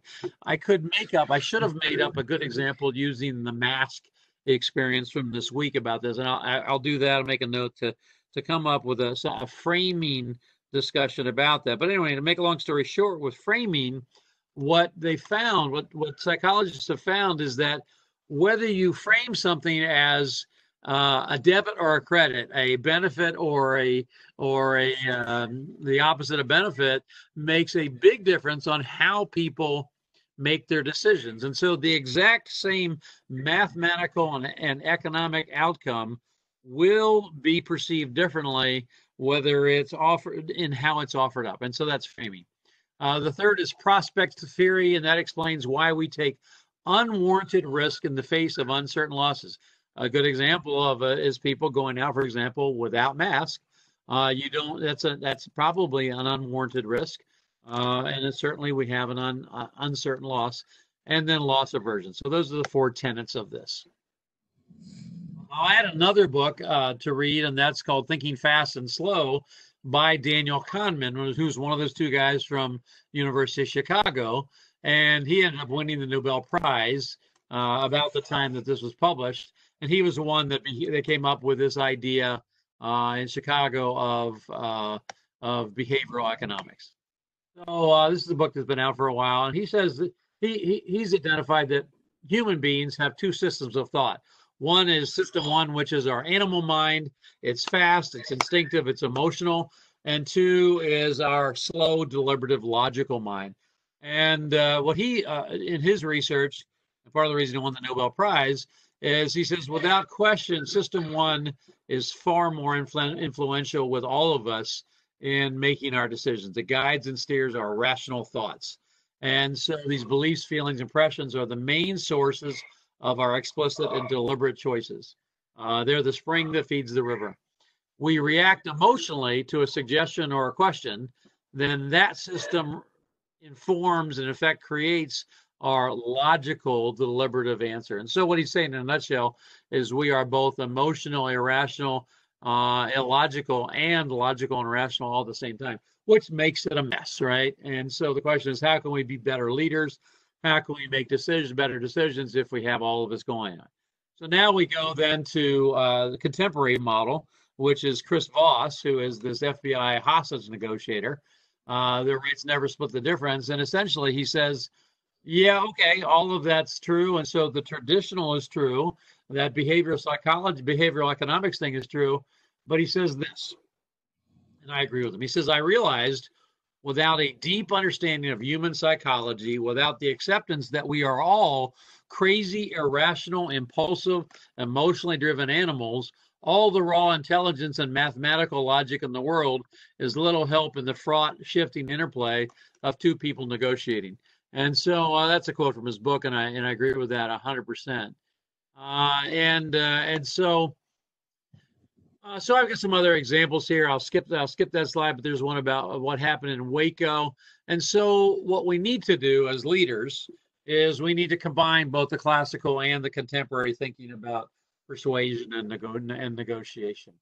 And so the top quote, it all starts with the universally applicable premise that people want to be understood and accepted. Listening is the cheapest yet most effective concession we can make to get there. By listening intensely, a negotiator demonstrates empathy and shows a sincere desire to better understand what the other side is experiencing. Psychotherapy research shows that when individuals feel listened to, they tend to listen to themselves more carefully and to openly evaluate and clarify their own thoughts and feelings.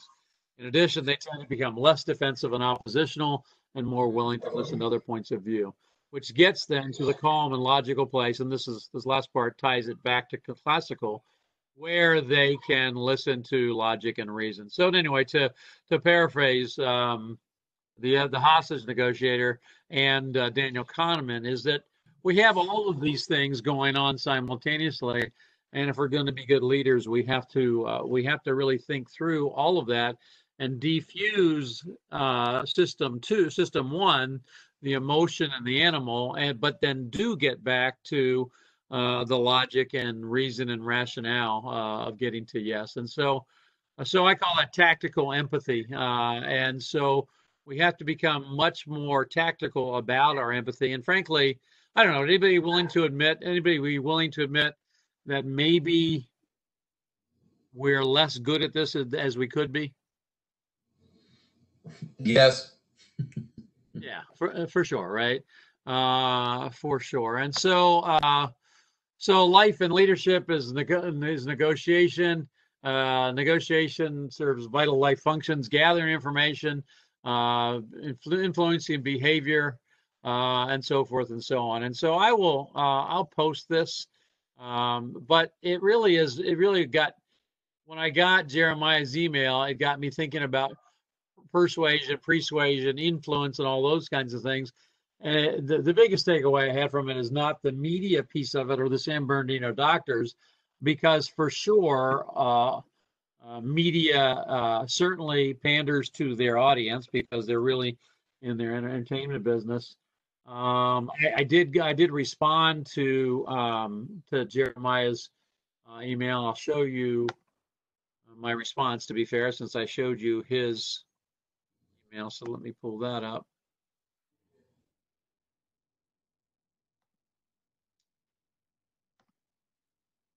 So this is my response to Jeremiah. Hi, Jeremiah. I like everything that Cialdini writes. Glad you're reading some of his work. As far as whether we've been persuaded in an intentional way to damage the country because of COVID, in my opinion, certainly not. Math is math. Illnesses and deaths are real. No, the flu is not worse than this. Yes, the economic hardships are real. Do I think this is a left-wing conspiracy to hurt the country? I say, come on, you can't be serious. We've lost more dead in 3 months than we did in all the years of Vietnam. By the time we have herd, I spelled that wrong. By the time we have herd immunity, we will have more deaths than the Civil War, World War I, II, Vietnam, Iraq I, Iraq II, and Afghanistan put together. And there's no question about that. No, what I'm trying to accomplish here is to help companies make good choices in the environment in which we find ourselves. And I'm 100% confident that I'm helping many companies. My calls and video conferences each week confirm that for me. This is about business, not feeling or politics. I do like the comment that you made, Jeremiah, is that, gosh, everything, in some degree, everything is politics. And I think that that's probably a fair statement. So I have another slide I'm going to go to that gives us some more information and some more action to take. But first of all, does anybody have any responses or thoughts on Jeremiah's and my exchanges, and also then the response about the books and the readings? I don't want to get into, we're not going to waste time. We're not going to spend time. I don't want to say waste time. Respectfully, we're not going to spend time on he said, she said. Is this a left-wing conspiracy or is it a right-wing liberty thing? I don't think it's fruitful to have a conversation on this forum. But as far as the persuasion, influence, and leadership, any comments on that?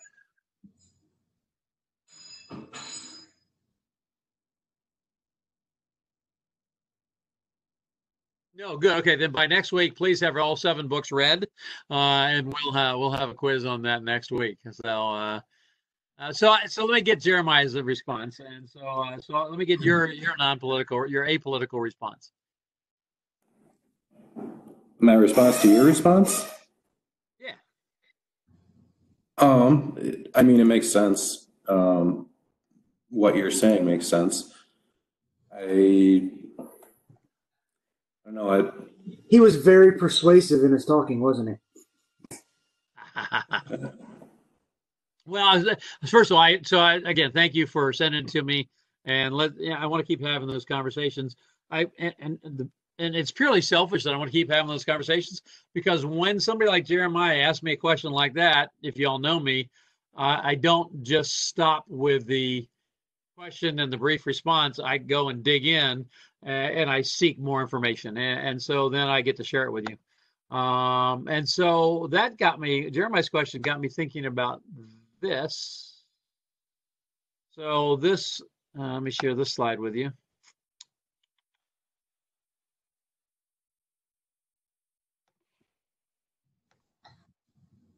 So to Jeremiah's question, because the first thing I always teach my students at Purdue, and I think I teach everywhere, is question everything. You should question everything I say. You should question everything you say. You should question everything you read. You should question everything, because that's what intelligent, sentient beings do. And I think that's the first thing we should all do. And so the first thing I did was I responded to Jeremiah. Then I thought about what he wrote, and then I went back to something that I put together for another class that I think is useful to all of us. And then I went and continued to do some research, because what was really interesting to me is, I wonder why we have this problem to begin with. And this problem to begin with is really that right-left continuum that Jeremiah was speaking about is, and frankly, some people are articulating that, the whole COVID thing is a hoax, and we've all heard and seen that. And other people are saying, no, there's going to be 200,000 people that die, and it's not, and everything in between. And so I got to thinking about that, and it got me thinking about what's the real problem. And so on the slide that's in front of you, you see a bunch of different links. And so I encourage all of you to go and have some fun and look at those links. And anytime I put links together, I try to pick links from sources from the right, sources from the left, and sources from the middle. So now I'm going to unshare this because I am actually going to go to a couple of those links. So I can't do that simultaneously with sharing that. So let me click on one of those. And I'm not going to read them to you. I'm just going to steer you to them.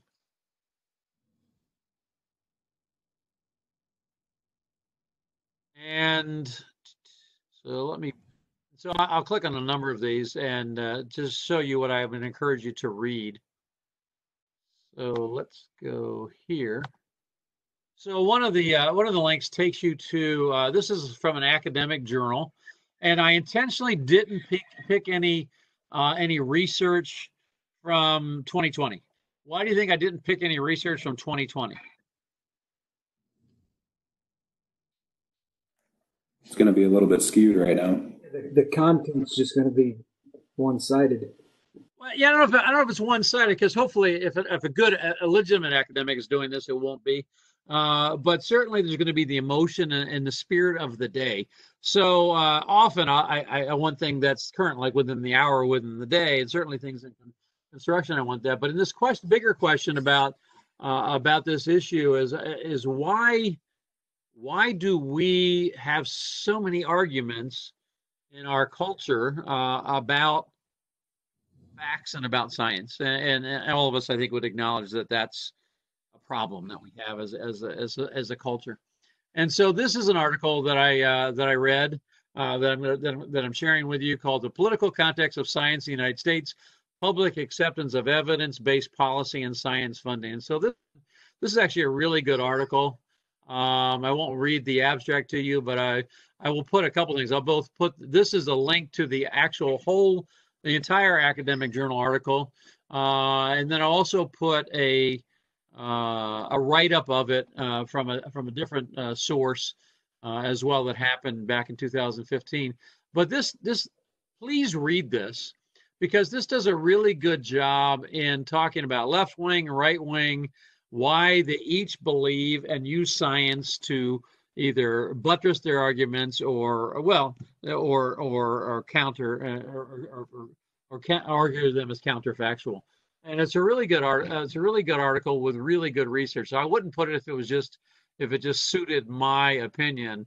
But when I say it's a really, really good research, it means they did peer-reviewed, blind testing, those kinds of things. And so that's an article that I think everybody would benefit from reading. And so the link is there. You probably can't get to that article, the entire article with that link, because it's from an academic journal that you don't subscribe to. But I will download the whole article and post it in the Dropbox, so you can. I'm going to go down. Okay, so this is the article that you'll have access to immediately.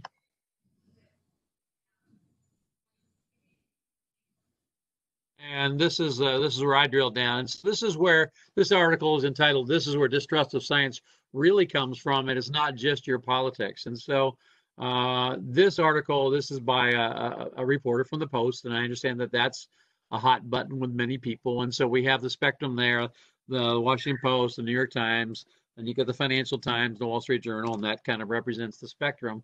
But regardless, and so this is an article written by a well-respected reporter that talks about this whole issue about science and where the distrust of science comes from. The reason I pulled it up is he gives a good example of both right and left. And so, for example, in this article, he says, "Thus we know that conservatives, are more likely to doubt climate change and evolution.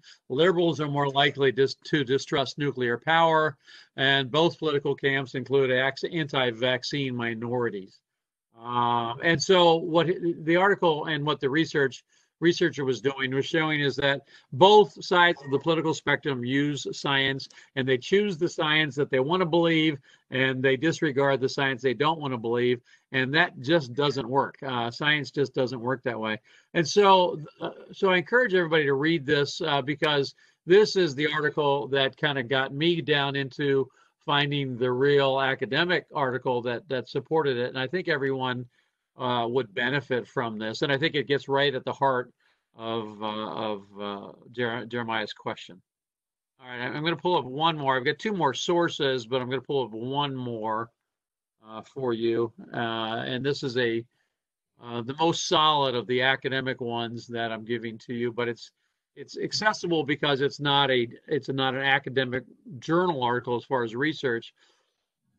Excuse me. It's an interview and commentary from a whole bunch of well-regarded sciences. So this comes from the American Academy of Arts and Sciences. And so if you don't know what the academies are, the best way to think about this is every year when the Nobel Prizes are given, that's given by an international body that's an academy.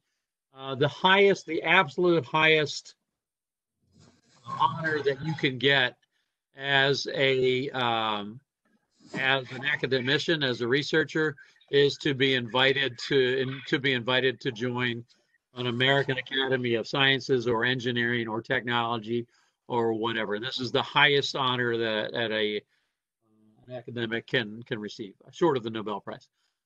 So this is an article that says communicating science in an age of disbelief in experts, and so it does a really good job. It's a relatively lengthy article, but what it is some of the senior, more stellar people talking about this problem of communicating science and about bias and about those kinds of things. And so I encourage you all to read that as well. Now, let me ask you all a question. And so I genuinely want to know your response on this. What is your response to me recommending a series of articles about science and beliefs and facts and those kind of things? What's your reaction?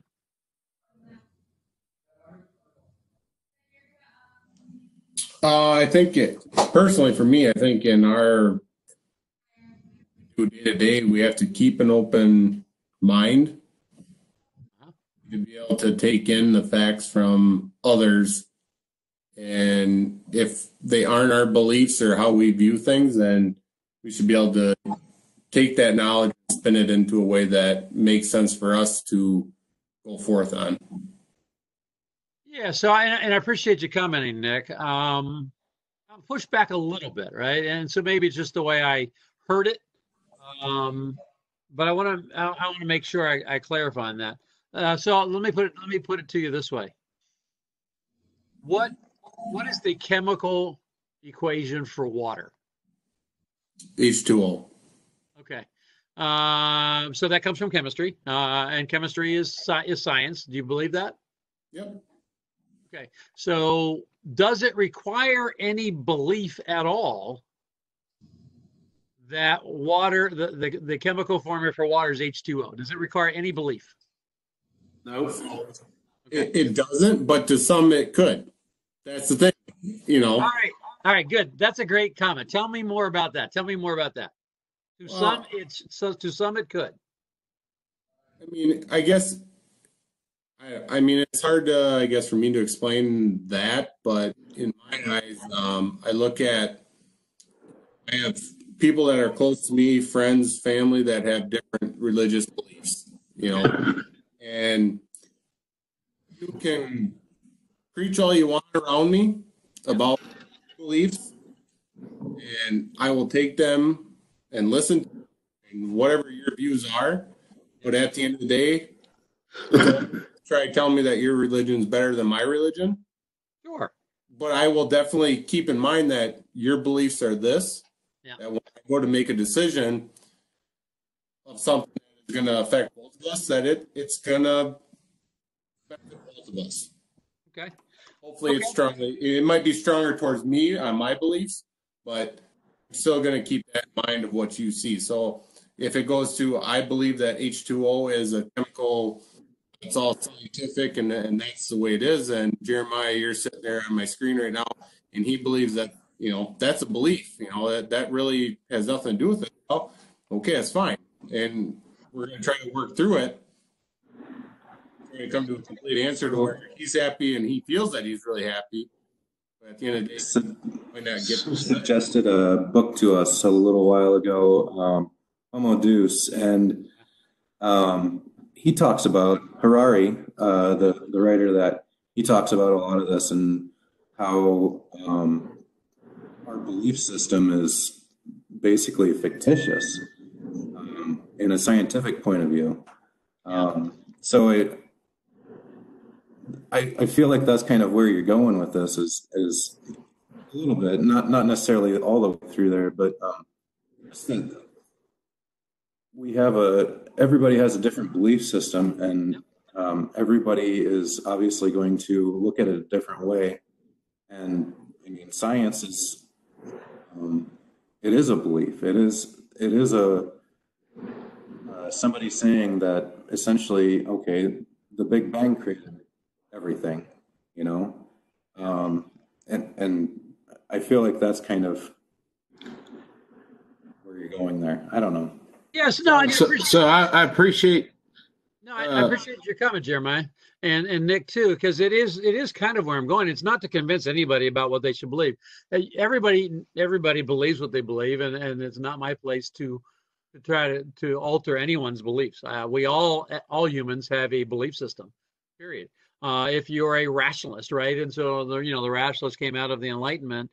If you're a rationalist, then science became your God, and certainly in the modern era, science. Many have made the case that science is the God of modernity, and whether you believe that or not, that's fine, right? Now, I also think it's possible that not possible, it's likely that we're dealing with system 1 and system 2, in that as humans, to quote Kahneman, we're not rational about this. And in fact, often, probably everybody on this call holds multiple beliefs that are directly opposed to each other. I'm 100% sure that there's a large majority of people on this call who are of the Christian faith and who are strong in their faith. And I obviously support that 100%. I also believe that there are probably people on this call who are more agnostic or atheistic or rationalist. It's possible that we have people of Jewish faith or Muslim or what have you. But I also believe that everyone on this call believes to some degree in math and science as well. And I think that's probably a fair statement, since everybody here is an engineer or a contractor or whatever. And so the reason I bring all of these articles forward is not about the bigger issue of beliefs and belief structures and humans and all that kind of thing, but it comes back to your company. You can make the same argument about science as you can make about currency, right? Because currency is just a complete man-made construct, right? Yeah, we're all capitalists and we're all businessmen, and we believe in the construct of currency and finance. And but we have this thing called money, right? So to make a long story short, I think in leading our companies, it's important, because I think Jeremiah's question was a really important one. It's important to be well informed about how people think about these things, so that we can lead all of our people, both our employees and our customers and our families, in a, I want to say logical, but I think that's the right word, in a logical, rational means. But I think the first step, to go with Kahneman, is to understand that people aren't logical and rational, and also Chris Voss, that people aren't logical and rational, but at the same time, scientifically and medically, something's happening.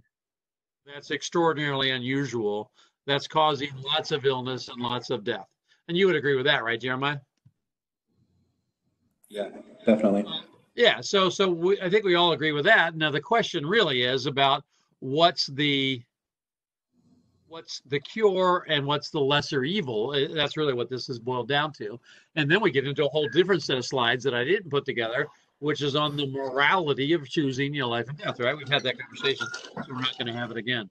The most important thing for me as a business leader, and this is what I was talking to Nate Kutchie about tonight, and shortly before the call, is making sure that we do understand that we can't argue with the fact that there's a virus.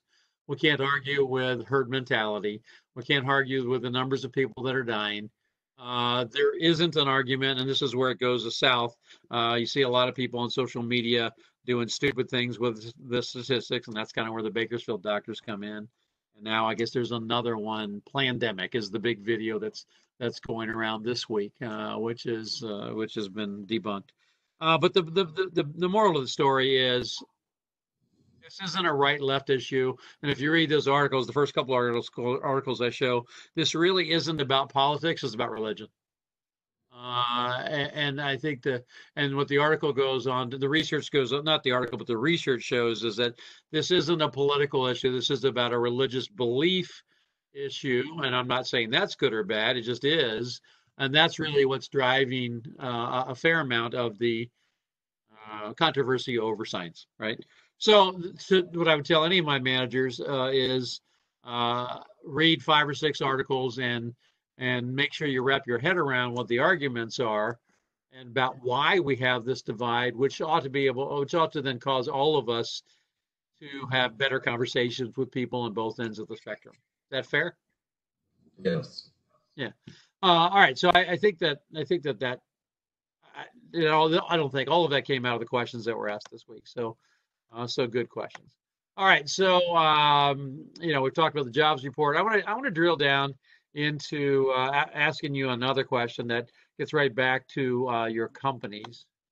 So how are your businesses doing? Tell me how your businesses are doing. And by doing, I mean financially. The heck with people, the heck with COVID, the heck with religion. I'm an unrepentant capitalist. How are your businesses doing, and how do you know?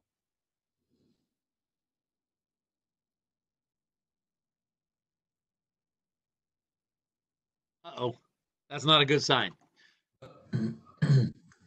So this is Dan McGuire, Clover.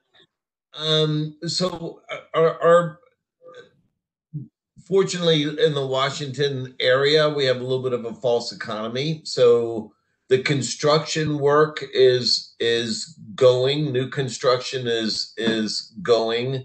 The pace has slowed down. The production is definitely not as much. Social distancing is a big thing. Everyone's getting checked on job sites for the temperatures, and people are a little bit more cautious. Production is down. I want to hear about dollars and cents. So dollars and cents. How you do? How is your? My service department is really not doing well because the residential side is not doing well, and the commercial side has opportunity. Okay. Commercial side is business. So businesses want to operate as much as possible. We're doing a thing now that we're starting to pitch, like, opening buildings that have been shut down for 2 months. The Legionnaire's disease. There's a lot of things to think about. Where water systems need to be flushed, purified. Test your backflow preventers. Flood system, all those things. Check, your filters, your air system. Think about some kind of a purified air system. So commercial service has more opportunity than residential service. For sure. I want to hear from everybody. I want to hear your projections, and I'd like to hear a bunch of your projections about when you're closing the books on December 31st of 2020. What are you projecting? Are you going to be 5% down in your net profit, your operating income? Are you going to be 10% up? Are you going to be 20% down? I want to hear how your businesses are doing, what you're projecting, and how you know. Hey, Kirk, this is Brad with MSC. So we're kind of in a similar situation. I know you and I were talking earlier, but our service is definitely down at least a third right now. Fortunately, in construction, we do have a very strong backlog, even larger than what we closed out last year, which our fiscal year ends March 30th, 31st. So we're sitting pretty good construction, but as far as what we're projecting, as far as basically net profits, we're projecting 1.5% to 2% lower than where we finished last year is what our projections are showing. All right, so 1.5% to 2% lower. What kind of fade does that represent in as far as percentage? I'm sorry. So let's say, for example, hang on a second. So let me pull up a calculator here on my phone. So if I went, well, I'll just do it simple. I'll do simple. If I went from let's say last year I was 10% net profit, and this year I'm 8% net profit, that would be a delta of 2%. But what percentage would that be? How much change would there actually be? Anybody? 20%. Right? Right. So that's 20%. It's a 20% fade, right? So whatever we made last year, we're gonna make 20% less than that. And so, yeah, if you're going from a 10 to an 8 or a 3 to a 1, that's a significant delta. So just kind of do a random stream of consciousness. I'd like to hear from 5 different people. So Dan, not Dan, Brad gave me 1.5% to 2%. As far as a percentage of fade, what is that? What would that represent, Brad?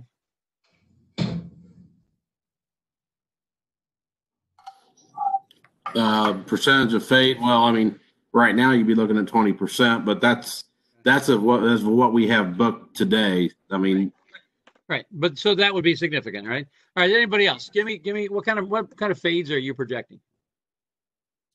This is Mark from Mechanical Systems. Hi, Mark. How you doing? Good. I just so happen to have our projections up on the board. I've been working on budgets all day, and Brad is spot on. We're probably going to, at least as our thinking today, we're going to book probably $7 million less than what we had hoped, which is going to be at least $500,000 to $600,000 in profit, less than what we had hoped.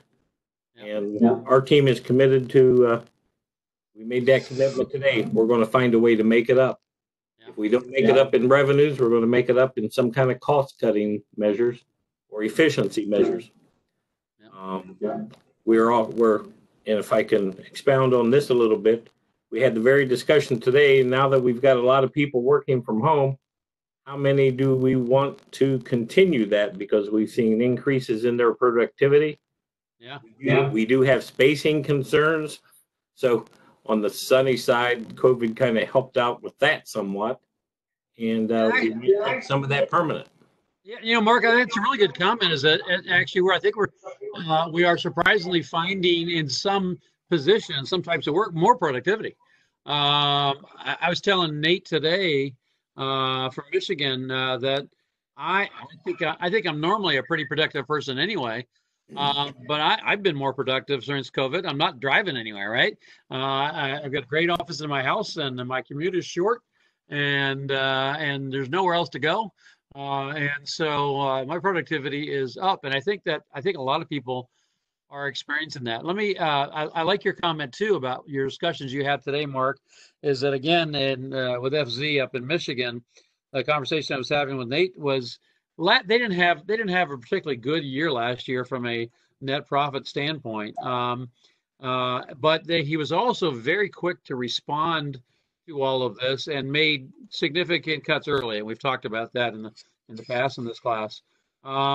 Their revenue is going to drop down. They'll probably be about 110 or 120 million when they were projecting to be about 160 or 170. But from a profit standpoint, they actually think this has caused them to become much more focused, to make the cuts that they needed to make on overhead and in other ways. And he actually, and I don't think it, because Nate's not this kind of guy. I don't think it's just bluster when he actually thinks there's a possibility they'll actually have a significantly better year this year, both in net profit percentage and in real dollars.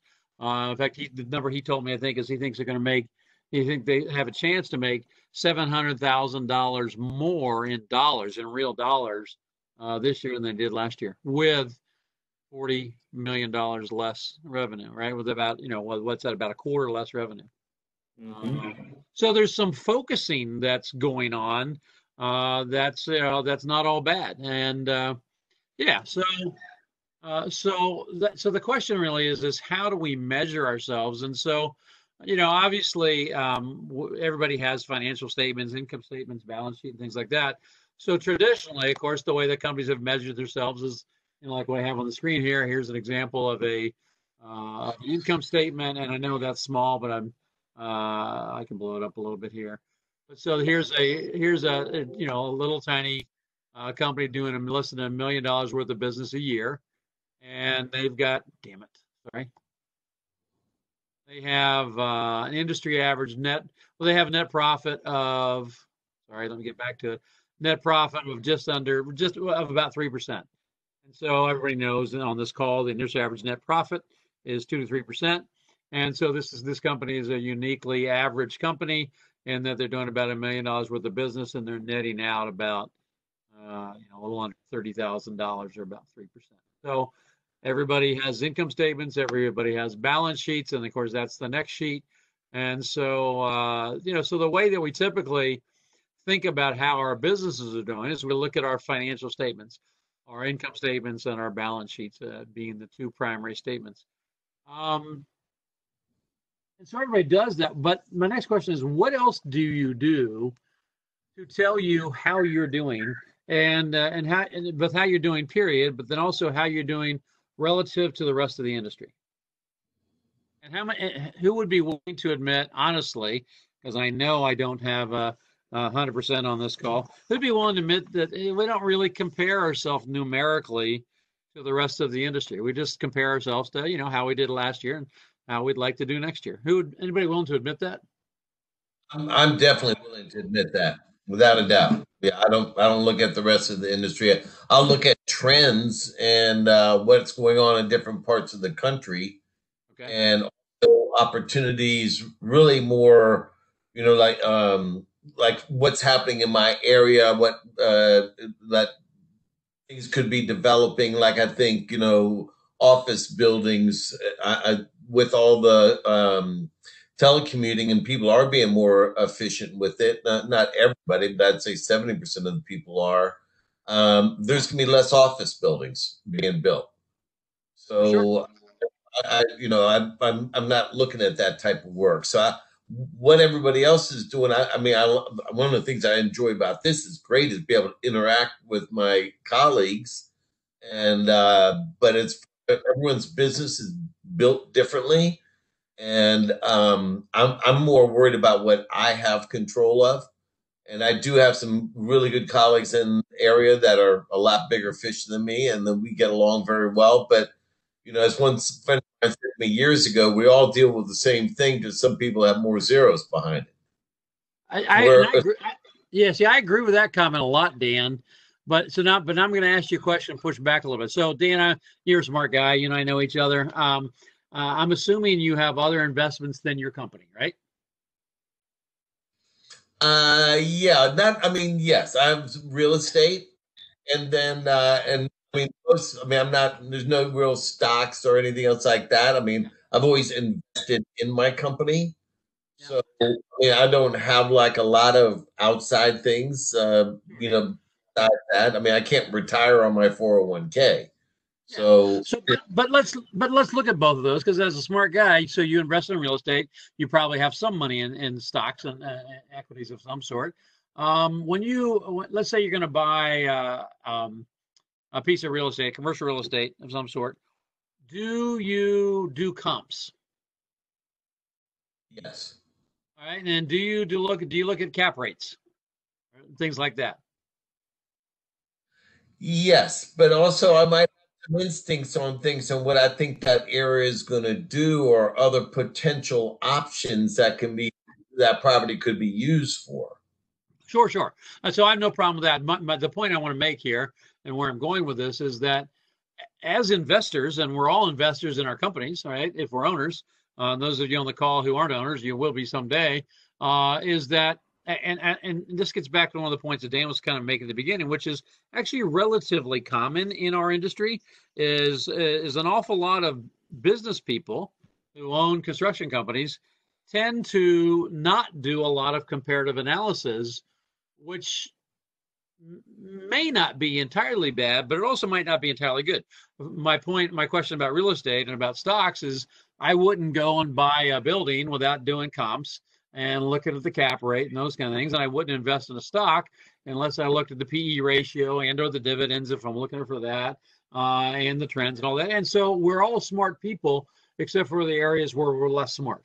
And so the reason I bring that up is that how are we analyzing our businesses, and what metrics should we be looking at? And so where that's gonna take us to is I want to give you a tool to use that give you another homework assignment that I want you to go back and look at your companies. And so I'm going to click off. I'm going to unshare this, and I'm going to go into this example. Now, some of you who have done things with me before have seen this, but most of you have not or have not done it. And so let me,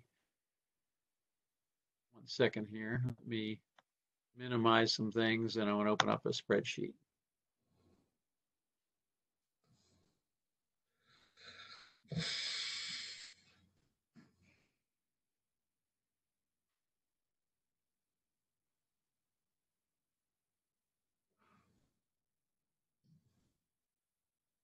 Okay, so I'll start with these two.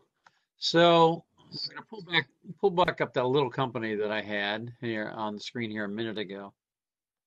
And now I'm going to ask y'all to do some analysis. And so everybody here is a smart person who's got business experience. So here's this company, and this is a little $1 million a year company. And I've got the Excel sheet on there, so you should be able to see that. So in the big picture, they're doing $1 million worth of business a year, and they're making just under 3% net, which makes them a particularly average company. So what is your analysis of this company, and why?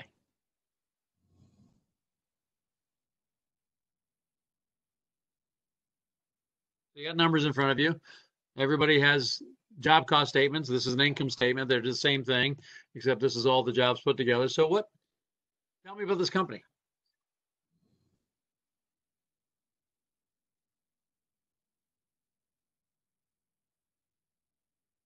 I know I got one CFO on here, Mark.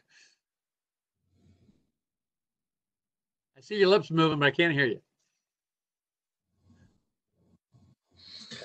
We spent an awful lot of money on material, that's for sure. All right, so for whatever type of work they do, they seem to be very materials heavy, right? So about 55.5% of their total revenue is in materials, and only 18% is in labor. So you could say they have a relatively low labor risk, and their materials risk is much higher. Okay, anything else?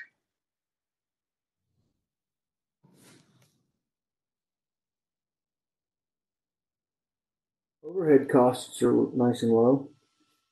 All right. So, so Dustin, what are you looking at when you say that? I guess I did a comparison to our 14% overhead to their 6%, but I guess I didn't necessarily take in the total size of the company dollar wise when I did that. I just did it. Yeah. So they have 6% of variable overhead, and variable costs will change with revenue. So it'll go up with more revenue, down with less revenue. And then their fixed overhead is about 14%. So that gives them a total overhead about 20%, which makes them relatively normal for an MEP contractor. What other observations can you make about this company? Anybody? Yeah. All right, let me switch over to the balance sheet. And so then I want some more observations. So here's the balance sheet. Assets, liabilities, owner's equity. And so tell me more about this company.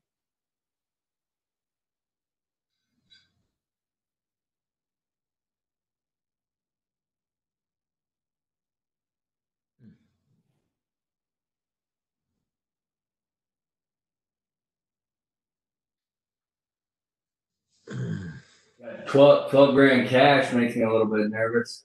Yeah, amen to that, right? I mean, they only have a 12 grand in cash means that they're definitely going to have a cash problem.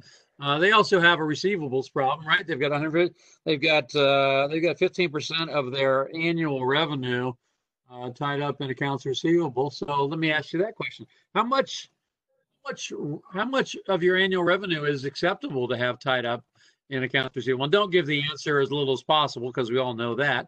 But so I said about 15%. It is almost exactly 15% of their total revenue is tied up in receivables. What's your number? What not your dollar number, but what's your metric as far as total percentage of revenue to accounts receivable? And don't lie. And so if you don't have a number, just say that, because that's an answer.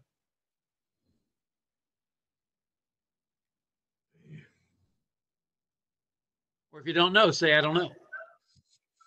Ours is probably 20 to 25%. Say it again. We're about 20% in AR. 20%. Okay. Anybody else?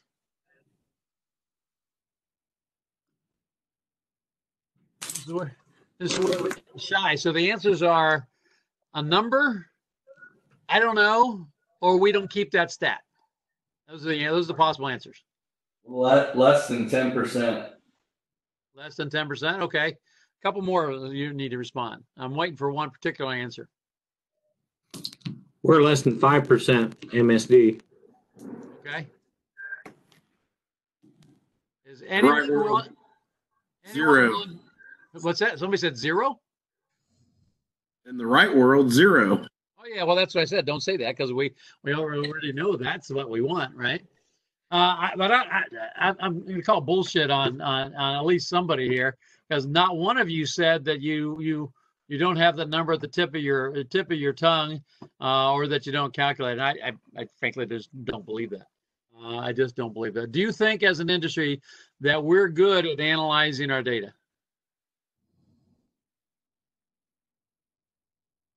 I can throw a no out there for that. Thank you.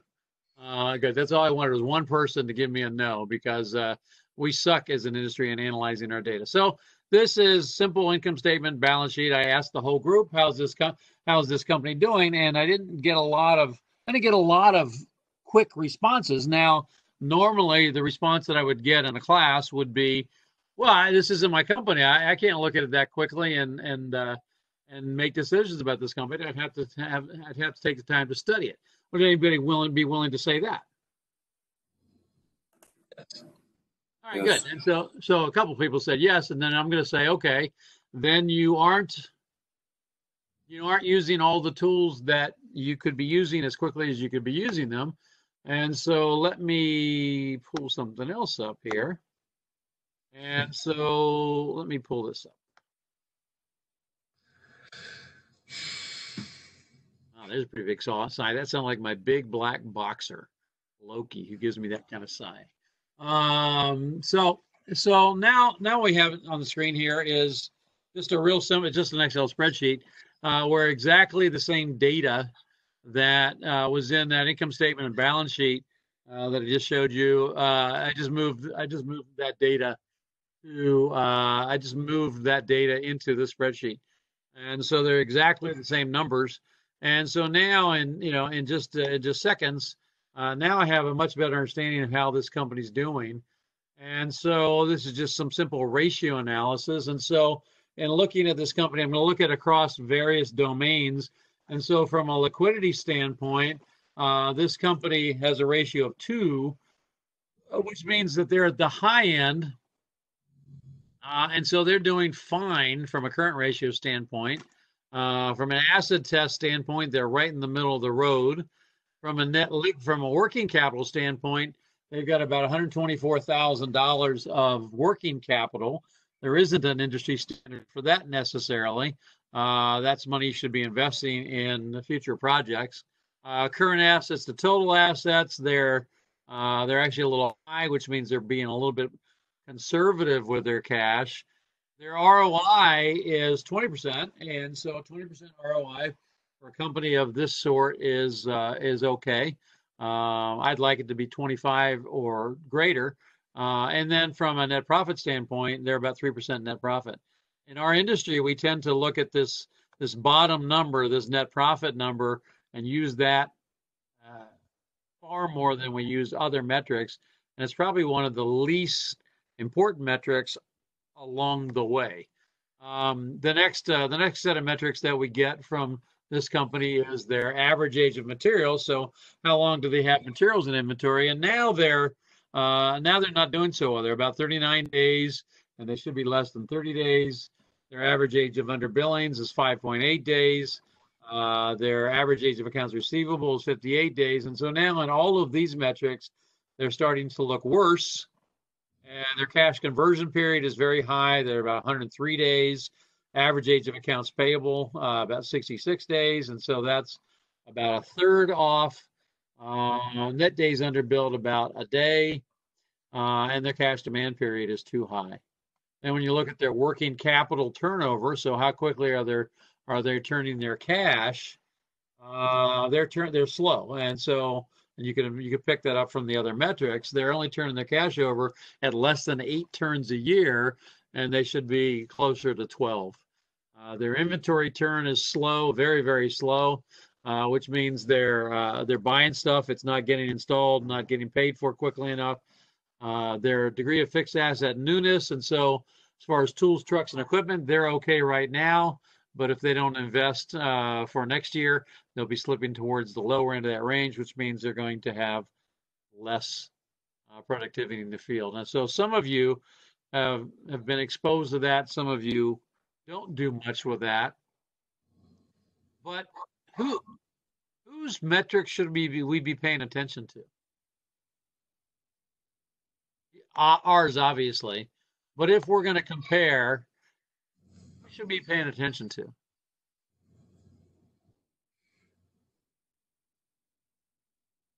The enemy. All right, I like that answer. The enemy, our competition, the marketplace, and things like that. And so, who said that? I didn't have my screen up at that time. Who said that? That was Dustin. Dustin. Okay. So, Dustin, do you guys do that? Do you pay attention to the enemy? Probably not as well as we should. I mean, we know who our direct competition is. We know when they're reaching in their pockets to get projects. But as far as in-depth analysis with numbers, I don't think we do it. Okay. All right. So let me give you a data source that. Kirk, how do you find out that all the enemy's numbers? Again, I mean, there's people in the business that you get along with and you share knowledge, just like we're all doing here right now. The people in my area, I mean, we collaborate on things and we work on apprenticeship together, and so there's a lot of industry collaboration that we have. But as far as getting right into their numbers, and I guess it was Dustin who said there, which is a very good point. What he said about they're coming in and buying jobs. Yeah. So I mean, they're not giving their men health insurance, or they're not paying for their apprenticeship. So we might have costs that are higher than somebody who's not taking care as well as their men. But your costs are your costs. You have your own business costs. You might decide again to have better health insurance. You might have better training. You might, do some things for your men or different whatever, improve your company or investing in your company. And you can't really compare to exactly to somebody else. I mean, we're comparable. But you can and you must, and that's really the point. So I love your comments because you can and you must, and one of the things with contractors, we all know we play liar's poker, right? Right, when we're talking to each other, and so we play a fair amount of liar's poker, and then all of us to a person have been in the situation where in our marketplaces there's somebody that's beating us on let's say plan and spec work on bid time, and they're shockingly below us, and then we shake our heads like, hell, they're buying that work, there's no way they could do that and make money on it, and we convince ourselves that the reason we lost is that our competitor is underpricing it, but yet they don't go out of business. So if they don't go into business, then they must be doing something different. And so that's kind of a different conversation for a different day. But it's but the context is, and this is what I'm pushing back a little bit on with you, Dan, is that, but we do know, and we have excellent industry data. And as contractors, we should be measuring ourselves against like companies. And so what's on the screen now is an excerpt from a company that I work with, and I'm not showing you their data because that would be violating their trust. So I won't show you their numerical data. But what I showed you a minute ago with that simple ratio analysis spreadsheet, all of those numbers in the spreadsheet that I showed you about our industry is about our industry. It's about the construction industry in the United States. And so all of those ranges I give you on that spreadsheet, where you could just take your income statement and balance sheet and enter that data in. You can do that tonight or tomorrow just to see, to use that tool if you aren't already using a tool like that. This then is a prettier version of that same tool. And now I'm showing you where the data comes from. And so if you're looking on the screen and you're looking in columns J, L, and M, blow that up a little bit.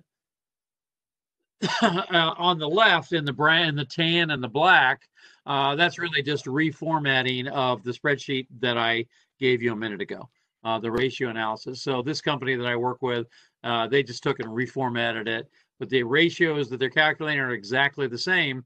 And now what they're showing is where we get the data from. And so on J, L, and M, CFMA stands for Construction Financial Management Association. And so all of you should be dialed into CFMA.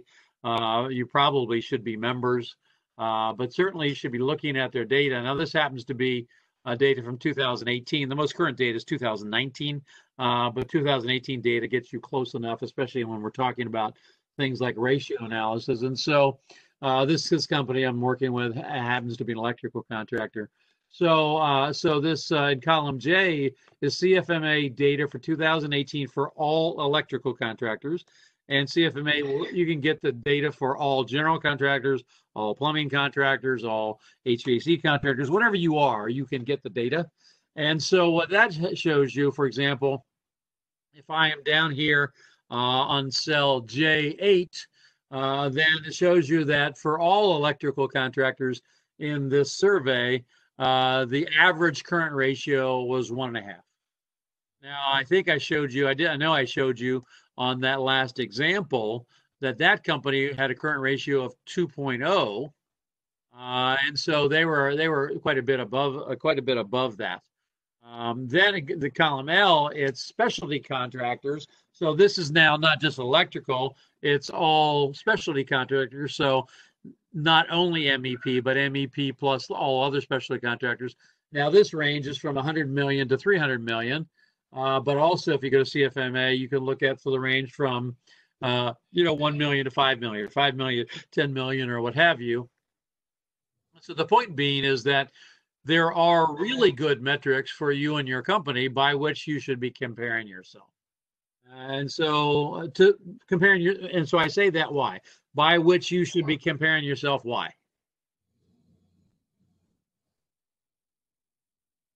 It's not about feeling good or bad, it's about why. Knowing how to manage it. You're investing in your business and you're managing your business. And if your numbers are not within the range of the industry, it means you are either underperforming the industry or overperforming the industry or doing stupid things like perhaps being too liquid, which means that you are keeping more cash available, as an example, than you should be. And so in this spreadsheet, it just shows you all of those relevant numbers from by industry, by size. And so the action item, of course, would be to go twofold. One is to calculate this data using the spreadsheet that I gave you, and then comparing yourself to your competitors, which is other contractors in your industry. So who's not doing that right now? And if you are doing it, how are you doing it that's different than that? Or who doesn't know? I don't know if we are or not. Okay. All right. Is this something, Nick, that you can take back to the company, though, and suggest doing? Yeah, most definitely. I actually wrote that down. How are we comparing ourselves to the other GCs in the local area here? So, okay.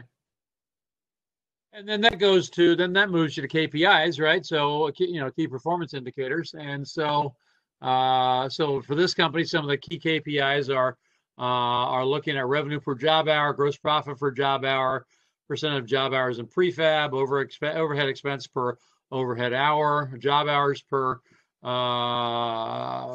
business development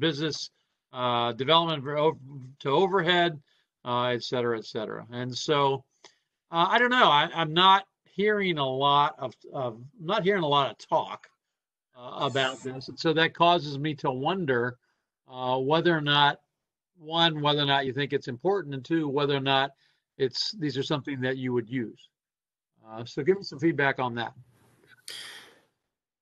Kirk, this is Nick with MSD. So we're part of a national mechanical peer association group, and it's been interesting. We do it once a year. We'll pull all the companies who want to participate. We'll pull all the numbers, and then you can see the ratio to be able to compare it.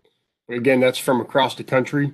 I'm going to look into that CFMA and see how we can look at that on if that's more territorial basis of specifically, say, the state that we reside. But it's an eye-opening experience when we compare ourselves to companies that are offering the exact same services but in a different location. It's been an eye-opening experience. Yeah, and I think that everyone should do it. And so I encourage everybody to go CFMA, and also then just run the numbers because I promise you, if you're not doing this regularly and you're just looking at the income statement and balance sheet and aren't doing comparative analysis, it's more than likely that you have some things out of whack. It's like a car being out of tune, or a building being out of tune. Okay. All right. I'm going to take you now to Dropbox. And so let me pull that up.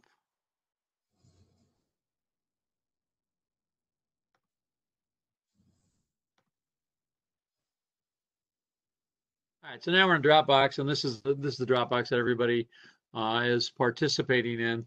And so I am all caught up as far as presentation notes. I'm not posting the recordings anymore in Dropbox because they're all on YouTube.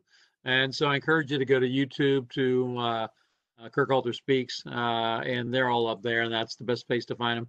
I am posting the presentation notes, and then the other thing I'm posting, I'll click on now, is tools. And so far, we've got a revenue forecasting tool and a risk analysis matrix and the lost time thing we did, and the general conditions calculation, and then the company-wide SOPs. And what I've added tonight is a folder on stress testing because I've mentioned this a few times in this program, but we haven't actually gone through the process, and that'll kind of get us back to some of the things that Dan was talking about markets and things like that, and where all of this is going to go to is what is our Thrive, what are our Thrive markets and strategies, and being more precise than general. And so I'm going to open that and take you to this. And where I'm going to start with this is I'm going to start with my experience with the bank on the bank board, which I'm involved. So I'm not going to open these documents because I'll have to be going in and out of Dropbox. So I'm going to keep it in the view that we have here. And so this was actually a memo that I sent to Fine Zystra in Michigan, the electrical contractor I talk about, a number of years ago, and also then sent to the board. And so what this was me helping them get up to speed on the idea of stress testing and forecasting in the construction industry. And this is a really common thing in the financial world. And so I'm showing you the memo that I'd like you to read that then identifies the tools that I'm giving you within all of this. And so that's the memo. You can read it. It refers back to all of the sources of information for the stress testing.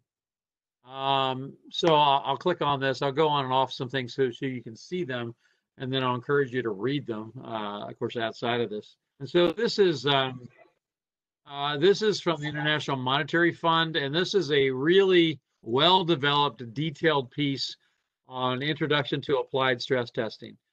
This is 76 pages long, and some of you might say, there's no frickin' way I'm going to read a 76-page document. Well, it's just like we talked about last week. It's just like any other book or any other reading. So if you want to understand stress testing and what it does for your company, I encourage you to read that. If you don't read it, well, then don't read it. I have a couple of other readings on stress testing as well. And they're slowly opening. And so this is a much shorter article that I encourage you to read. And it gives you the short nuts and bolts on what is the financial stress test. And so it's an assessment of the financial impact of changing a specific variable without regard to the likelihood of the change. Now, this is important because we don't do this well as construction companies. So I'll say it again. What a stress test is just playing with the variables in your financials to see what the outcome would be if that thing were to happen. And so that's all it is. And so some examples of stress tests, they've been used for a long time, and banks use them to look out in the future. Economists use them to look out in the future. I'm going to scroll down because I liked this piece a lot. Now, this, remember, I told you this was several years ago that I was helping a company get up to speed with stress testing their business. And so in this article from a couple of years ago, it was a natural catastrophe analysis. And so it introduces in this reading doing stress testing relative to hurricanes, earthquakes. You could add fires and things like that. But now we certainly can add to that a pandemic for sure. And so that's a pretty good article, much shorter on how to get your head around what stress testing is and why you should do it for your company, and then, of course, how to do it.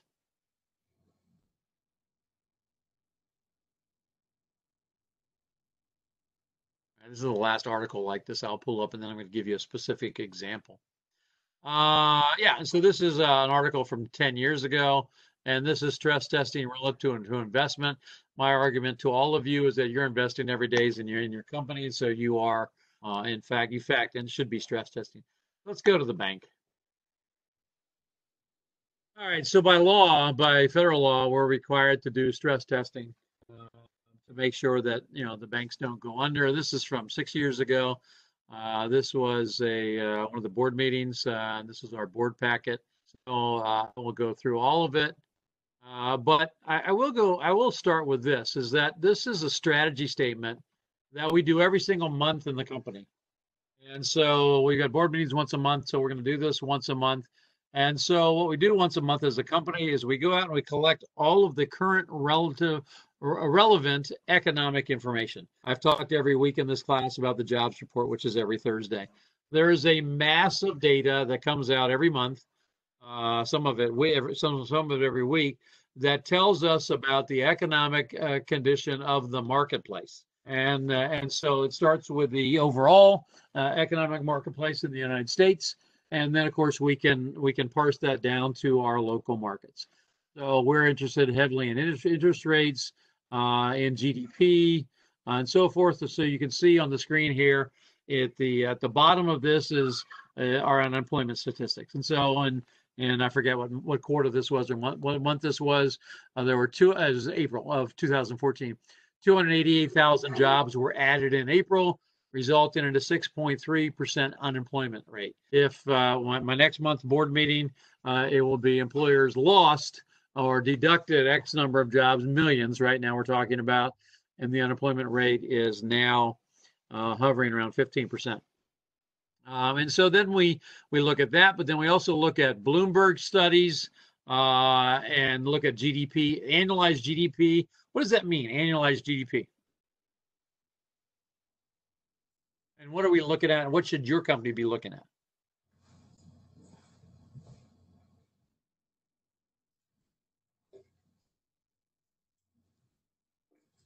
It's quieter tonight when we're talking about financial shit.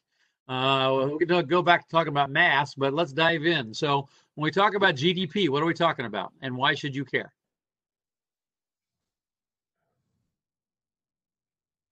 Gross domestic product. It tells you how active the economy is with people out there buying stuff. Yeah, it's all about growth, guys, right? And so all of us are, as capitalists, all of us are in the growth business, and growth matters a lot. Healthy growth in our economy is about 3%.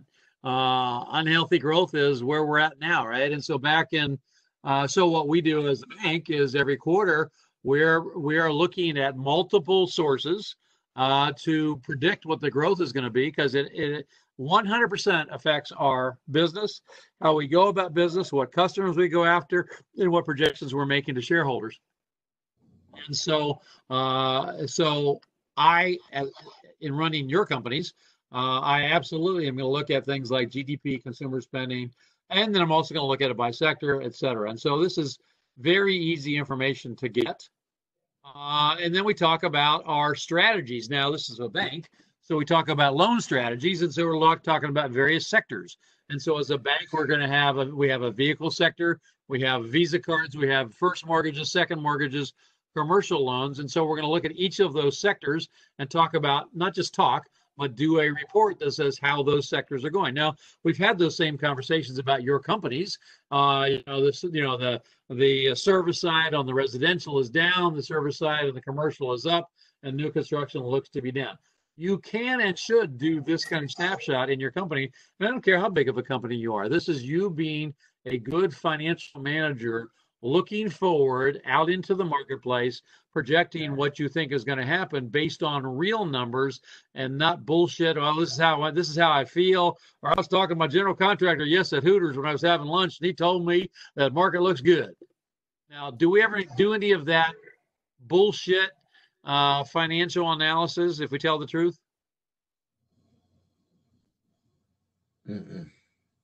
No. No. Do we ever sit and talk to our friends and convince ourselves one way or the other what the market's doing? Yes, we do. All the time. Everybody does it all the time. Now we're back to science versus not science, right? Math versus not science, economics versus not science. Please take up your game and stop doing all the anecdotal bullshit of what Bobby or Joe or Mark or Harry says, and start with, what do the markets say? Whoops, I didn't mean to do that. What do the markets say? Sorry, let me click back here. And what's really going on. And so that's what all this is. Then we have a screen here that should look an awful lot like the screens we just looked at, because what's on the screen now? Let's just look a lot. God darn it. Sorry. What's on the screen now? What's that look an awful lot like?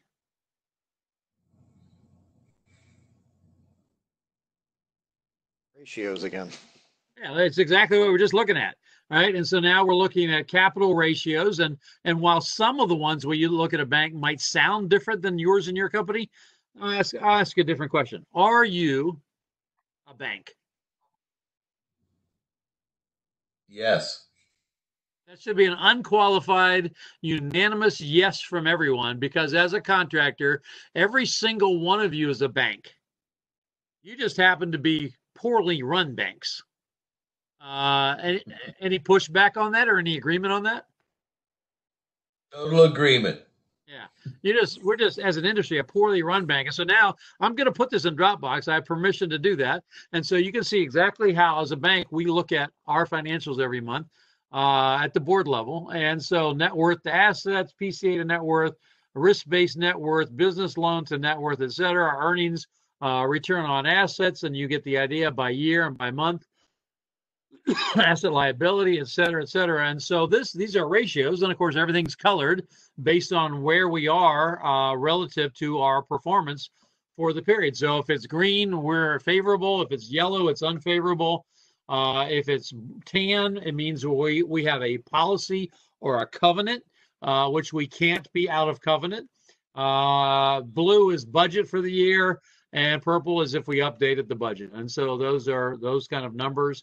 And then we have some other metrics. And so these are KPIs and ratios. And so return on average assets, loans to assets, you get the idea here. Should your company be at $1 million or $1 billion, be, quote, this sophisticated? Hands down. Say again? Down. Hands down. Hands down. Yeah, hands down. I agree. So, and it's not hard to do. This is just some basic discipline. And the first time you do it, then you've got your model. Then what you're looking at here, and where we're coming to, is modeling based on risk. And so what all of this is about is what happens to us as a company if the interest rate changes. And so you can see here, plus 100 basis points. 100 basis points is a 1% change, right? Is a 1% interest rate change in the interest rate. So we go from 2% or 3% or whatever. And so you get the idea here. So I'm not going to bore you with all that. But would you be interested in looking at this if I were to put this on Dropbox? Yes. All right, good. Thank you. All right. So, and so that then gets us to the stress testing piece. And so I pulled off this before I should have. So I'll scroll down a little bit further, because what I have for you to sleep on between now and next time is to be thinking about how to stress test your company in times of COVID. So sorry that I'm scrolling, but it's just easier for me to do that right now in Dropbox. Okay, good. So, had it and then I lost it. So I'd like for you to look at before I see you again is this handout, and you can skip down to it towards the bottom of it right here, where I talk about annual liquidity position and stress testing. So this is really how to do it and what we do. This is our policy about why we have to do it. That doesn't apply to you. But then this is how we do it. And so establishing metrics and limits, defining responsibilities, doing cash flow modeling, reporting of results. And so this is our internal structure, our SOP on how we're going to do it. And then we talk about liquidity, and liquidity applies to your company as well. And then we do our scenarios, and so our stress testing. And so what's on the screen now is scenario number one is if we have a 5% immediate drop in shares and deposits. Scenario two is if we have a 15% drop. What's the analogy for you and your company?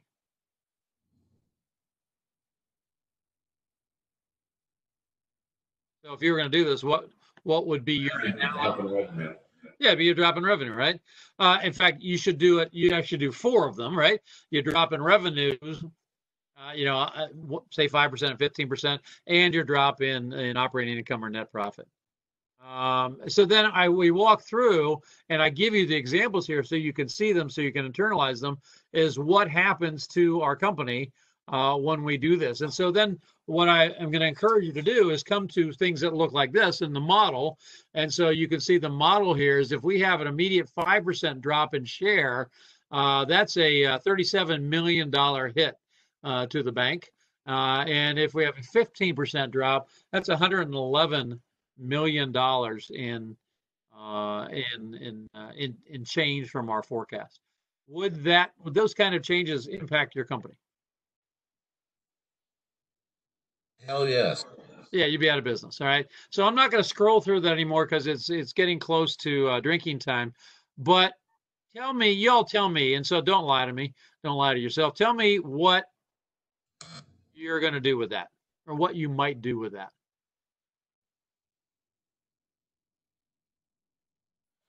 Anybody actually going to look at it or do any of those readings? Are you going to do any of the hard stuff, or are we just going to talk about? You're going to do any of the hard stuff. Or are we just going to talk about masks and people, washing their hands and shit? You're going to do any of the hard stuff?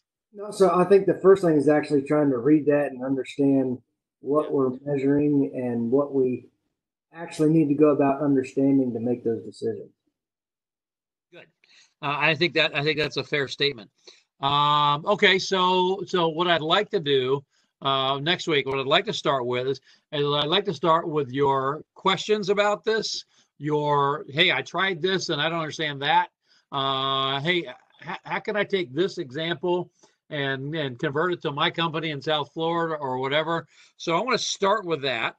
And then I want to give you all an update. Dan was generous enough, Dan McGuire was generous. He actually shared with me just yesterday, I think it was yesterday, a whole bunch of information because we talked last week about a case study on a real job that one of y'all had or has, and soup to nuts how to go about approaching this. And this isn't, Dan, do you want to give us we don't have 5 minutes because it's bourbon time. Can you give us the 2-minute sketch on this job? Just a 2-minute sketch? Yeah, it's an addition on to an existing assisted living facility. And then give us so it started about a year ago? Yeah, it started, it's been going on about a year ago, maybe a little bit more. The engine, big surprise, the drawings weren't great. So as far as the way that the phases that the thing was supposed to go in, different systems that were going to be shut down and work in different parts of the buildings, they weren't accurate. So the phasing, instead of 1, 2, 3, 4, 5, was 1 and 3 were combined, and then there was 2, and I mean, the job didn't go as planned at all. Yeah, and so you've had impacts. You're going to have more impacts, and the case we're going to build is how to not only minimize the damage, but to try to get you made as whole as you can be made, right? Yes. Okay. So we're going to do that, and so I'll be introducing that next week. I'm going to sanitize a little bit. Dan and I have talked about that, so I want to make sure I do that before I disclose any of it. But I will put into Dropbox the stress testing stuff, the ratio stuff, and then also we're going to start talking next week about how to tweak your market or create a radically different market strategically. And so we're going to move into that next week. So give me a second. I got to go get my bourbon. It's not too far away. All right, Kirk, before you sign off on everybody else, hopefully everyone's still attached here. I guess I just want to let everyone know, since we're going through it right now up here in the northern part of the states here in Wisconsin, everybody be prepared.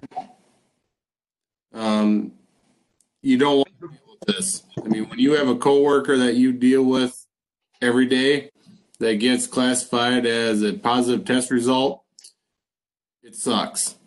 Yeah. Also, talk to your employees. Let them know that you have their back, that their safety is number one. If you're a GC, reach out and let your subcontractors know that their safety is also number one in your eyes. We have subcontractors that are working very well with us, and that goes a long way to the ones that are just, throwing up the shields and being ready to go their other way. But the ones that are actually, hey, put your mask on,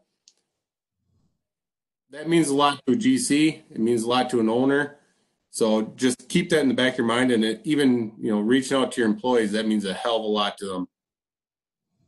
I think that's a really important point. I don't know if people have thought about this, is how are you going to address and support your people when someone has been exposed or when someone comes down with it, right? Because it's going to happen to everybody.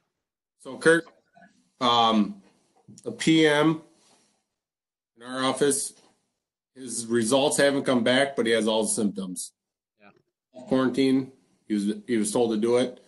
We have a safety guy that tested positive for it. Tonight, the other group of PMs, we went down to his cabin about an hour away, took him a beer and some goodies, and we stayed 20 feet away from him and just chatted with him. That's why I was late tonight. I think that's I'm really glad you brought that up because, yeah. And then even to go with, we have carpenters, and we have a job site right now that we had our safety guy on it and wasn't direct contact with anybody, but there's a lot of, everyone's scared. Yeah. And, talking to certain carpenters, they said, you know what? To hear from the office is going to mean a hell of a lot more than hearing from your superintendent, your foreman, that this is what the plan is. Yeah. Safety is number one. We're not going to stack trades on top of each other. We're not going to expect you to be stacked on top of each other. Your safety is number one. Let myself and the ownership group deal with the owners, and we will always be behind you 100%. Yeah. So, that's just my advice to you guys. You're out there. Be as transparent as you can with your employees, customers, subs, whatever you need to do, but just let them know that this is how it's going to be. And you hate to have to do it on a contract level, but if they're not going to be willing to wear the masks, then obviously they're not a team player. Kirk, I know you're big about team players, so absolutely. No, I appreciate that, Nick, and I hope your people. I hope you don't have very many more people come down with it, but you could. Right? Yeah, definitely. And think about what that can do to your company, right? Because your customers are expecting mobilization, and if you lose half your office staff, half your team, that could be impactful. All right, let's go ahead and move into the cocktail hour. So I have my bourbon, and I'm good. So, Brad, what are you drinking?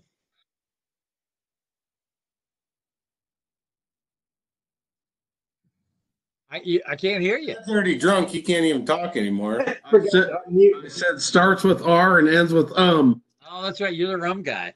All right, who's drinking what? Nick, what are you drinking? I'm drinking some Southern water. Okay. Anybody else got any bourbon going? Mark, what are you drinking? I'm drinking sterile bourbon. It's straight H2O because I'm still at the office. That makes sense. And HR would not be happy. I hear you. The owner might be all right with it, but HR would not be happy. Brad and Nick. I would like to say one thing, Dustin. I appreciate your comment. It's good to know that there's one good, smart GC in this nation. Easy, Brad.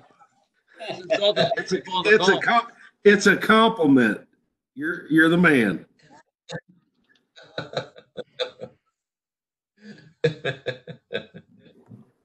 Good stuff, Dustin. All kidding aside, great. I loved it. What else have you guys accomplished this week? Anybody?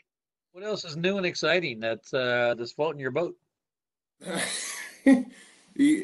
I was on vacation towards the end. I went chasing thunder chickens last weekend. Thursday, Friday. That's why I missed on Thursday to come back to this lovely mess, and it has been nothing but hell. nothing but hell. Yeah, that's not well, and even more so for those that come down with it, right? So, And yeah, I mean, for me, it's been bad, but like I said, I mean, when you have a coworker that you have worked with for, I don't know, 4 or 5 years, if not more, that's tough. You know, you separate family, it's tough. You know, you have to see what they're yeah, yeah, and we all take it for granted, and that's what, you know, we got lackadaisical up here because we thought we were in the North Woods. It ain't gonna hit us, but you know, it came and kicked us right in the shorts, and it's like, guess what? You're not immune. We'll take full advantage of it. Well, none of us know, right? Yeah, we're starting to see. I don't know, Tyler, have you seen this? Is the numbers in Colorado are actually going up? Have you seen that?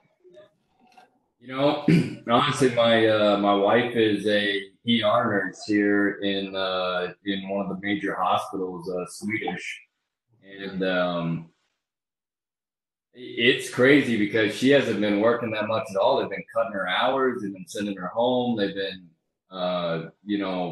they ramped way up getting ready for this thing. They spent way too much money. They hired contract nurses to come in from small clinics and stuff like that. Yeah. And then now they're trying to save costs. Now they're trying to send everybody home. So we haven't seen the spike, but they got the convention center ready. They got the other hockey arena up north. They got that ready for a hospital. So yeah, Colorado's numbers have actually been below Indiana's numbers, which is surprising because you have a lot more people. But your numbers have been just a little bit lower than ours. But I did notice today, I was looking at a couple different states. I did notice that the numbers were going up, and starts to look like some of the states that were lagging now are, I hate to say getting up to speed, but are starting to see some of them. What do you all think? Now, this is not, I don't want a political conversation, but we're in the cocktail hour time of it. What do you all think about a number of states now, Arizona, Texas, Florida, now are refusing to report numbers? What are your thoughts about that? Virginia's, I don't think it's good. I don't think it's good. Why? Yeah. Well, knowledge is power. Knowledge is power. It's just like kind of what we were looking at earlier. I mean, we have all the stats that everyone's doing, and then we can have a general idea what the trend is or what the flow is or how things are progressing. You know, it's just kind of like the financials that we were looking at before. Then you know, and then you can manage to that. So I guess to go along with that, I was actually talking to a gentleman today, watching it's not a very credible site, but YouTube posting of a doctor that was talking about the reports from historical data from New York City. And roughly that 70,000 people were dying from pneumonia years past. And all of a sudden it just plummeted less than 50, 40, 30, 20,000 a year, this year, and everything shifted to COVID. So are numbers getting skewed, to be kind of devil's advocate on this part? So if they're not reporting, then what's go along with that? Yeah. So I mean that comes back to the science discussion, right? Is that it shouldn't be political, but then it gets politicized, right? On both sides, right?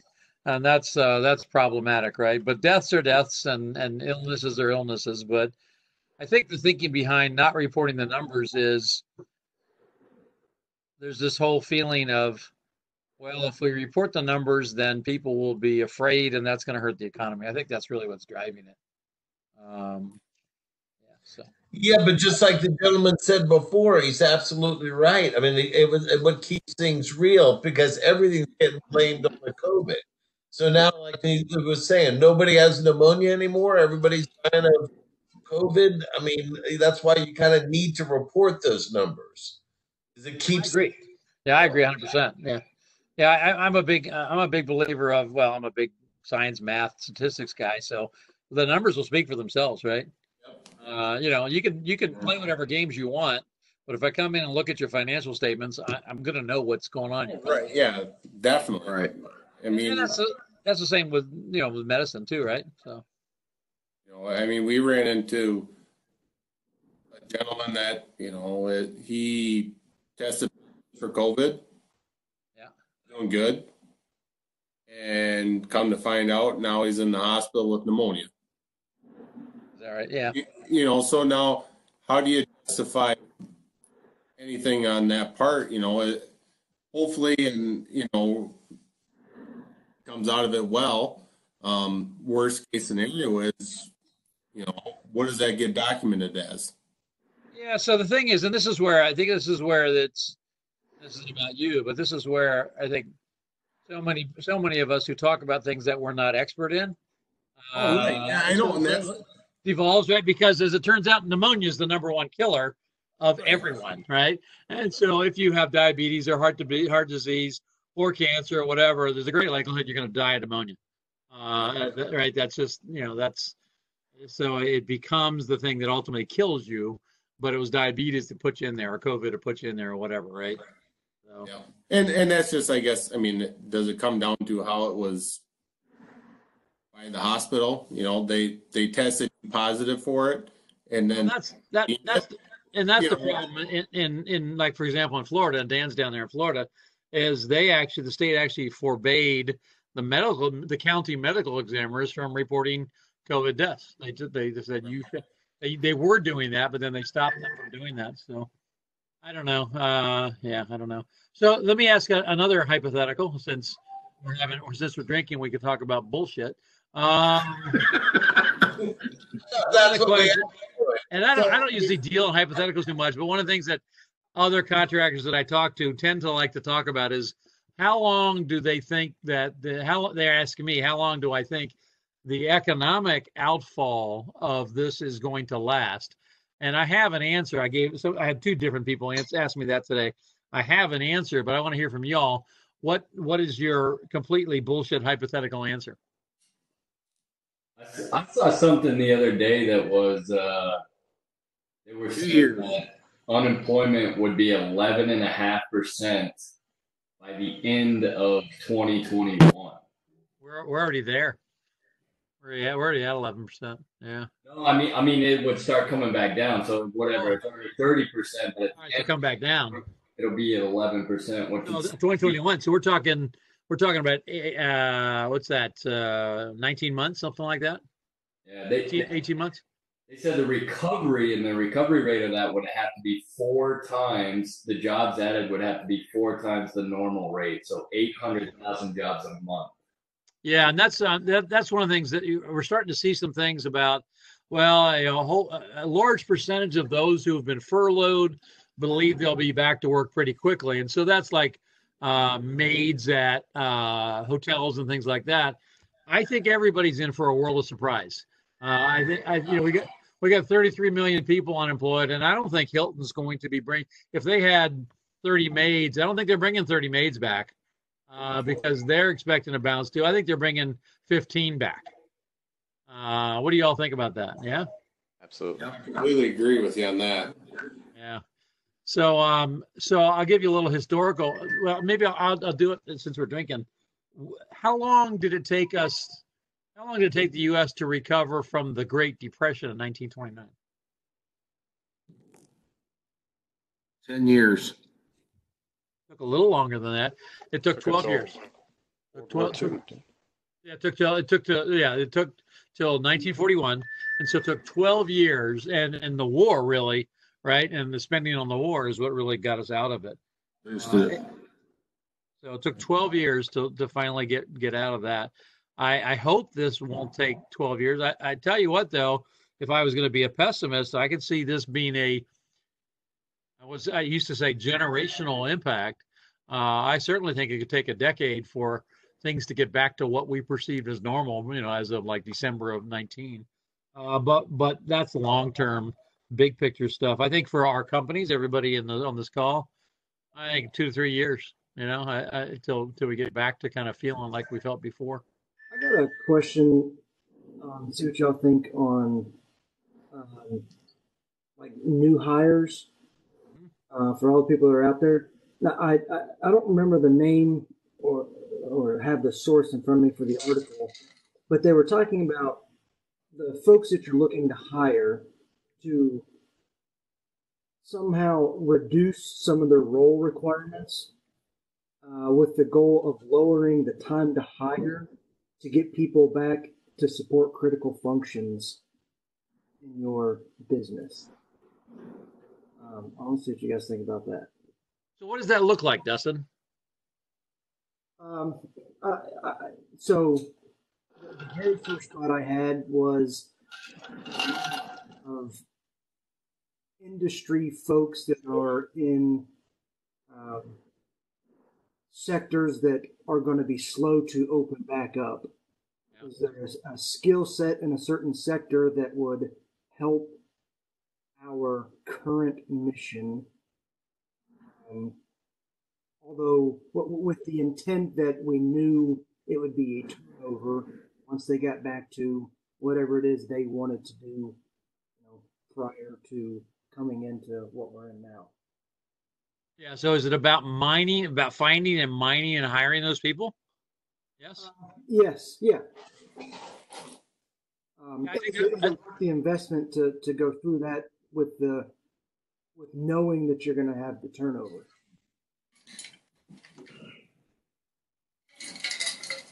What do y'all think about that?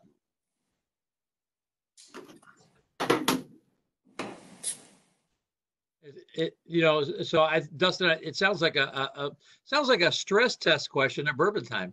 My Woodford, it's thinking for me. My first thought when you're talking about it was, I'd love to be able to do is I'd be able to hire a whole bunch of people who worked at industrial and manufacturing facilities in service, maintenance, and repair, and steal 20 of them or 50 of them. Yeah. Because one, they already know the systems, they already know the problems, they already have an in with a customer. I think that would be a real pickup. Yeah. Yeah. You can hire them back to the same company they get laid off from, go fix their stuff. That's exactly right. And I think the customer, in many cases, would actually relish that because the people know their plant and they're not paying them. All right. So let's see. I'm looking around the screen here. Who's left? My daughter left, and I was going to have you all wish her a belated birthday. But so a funny story in the birthday. So we had the birthday party last week, and it was great. And so we did it wasn't Zoom, but it was something like that. I forget what we were on, but we did a birthday party, and all these different people had baked a cake, which was great. And so the birthday party went great. It was a fun time, and it was facilitated by my kids, and that was great. Funny story. My wife baked a chocolate cake and chocolate frosting. And we did the candles and all that kind of stuff. And we didn't eat much of it that night. She and I didn't eat much of it that night because we were drinking heavily, and we weren't hungry. And so we were drinking heavily, and we didn't have much of the cake. Between the two of us, maybe we had like maybe a 2-inch by 2-inch square, maybe that. And so then that night before we went to bed, before we stumbled to bed, I covered it with foil and I put it on our stove top. It's one of those glass stove tops, and I put it back pushed it back to the back, and it still had the candles in it for 27 and all that. And so the next day, we get up. I'm up in my office working, and my wife eventually comes and finds me. She's working too. She comes and eventually finds me, and she's like, "Did you eat the cake?" It's like, "No, I didn't eat the cake." But we have these two dogs, and one of them is the big black boxer. And of course, dogs aren't supposed to have chocolate. And so it turns out that Loki is the big black dog. He's the big black boxer. Loki he didn't pull it down. It was in a glass Pyrex thing, right? And so he didn't pull it down and break it, which was very considerate of him. But he stood there. He must have stood there on the stove and ate every bit of the cake. didn't get sick, didn't do any of those things, but he ate the whole damn cake. So none of us had it. So, but then I got to worry as the dog dad. I got to worry for the next 3 days that he was going to die, right? Because they're not supposed to have chocolate. The worst kind of chocolate for them is to have the cocoa powder, which she made it from scratch, and so it had that.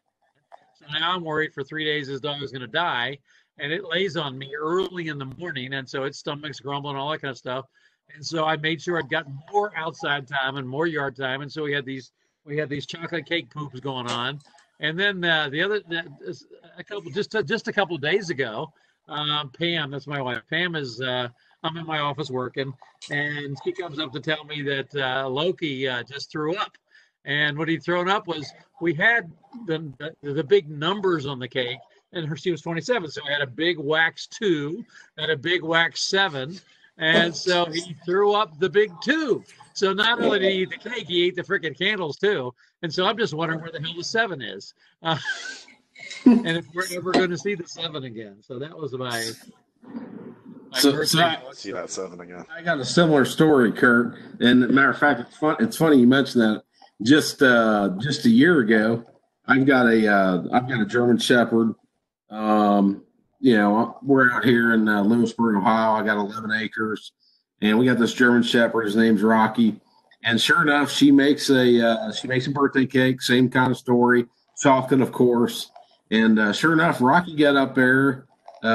She went outside and come back in 10 minutes. Ate the whole thing, the whole cake. So first lesson is you got to GTS that shit. No doubt. I figure for sure there's no way this dog, because I know we don't leave stuff on the counter because he's a big boy. He's 150 pounds.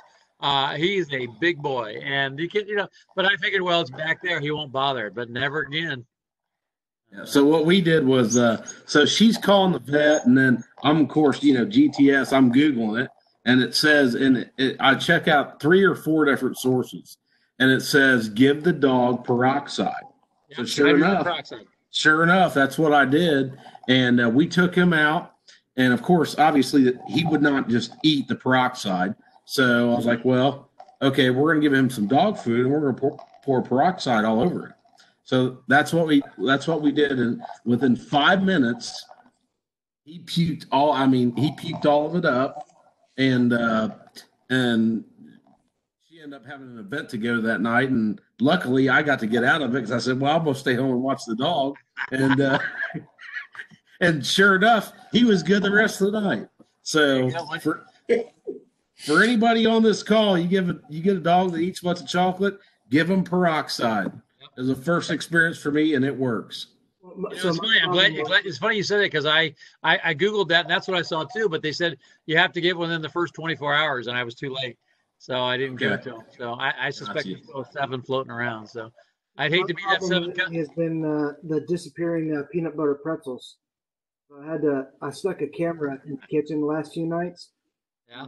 My 3-year-old and the dog meet up at the kitchen at 2 a.m. to go eat peanut butter pretzels. Your 3-year-old? Is that right? That's hilarious. Oh, that's funny. Your dog has your 3-year-old well trained.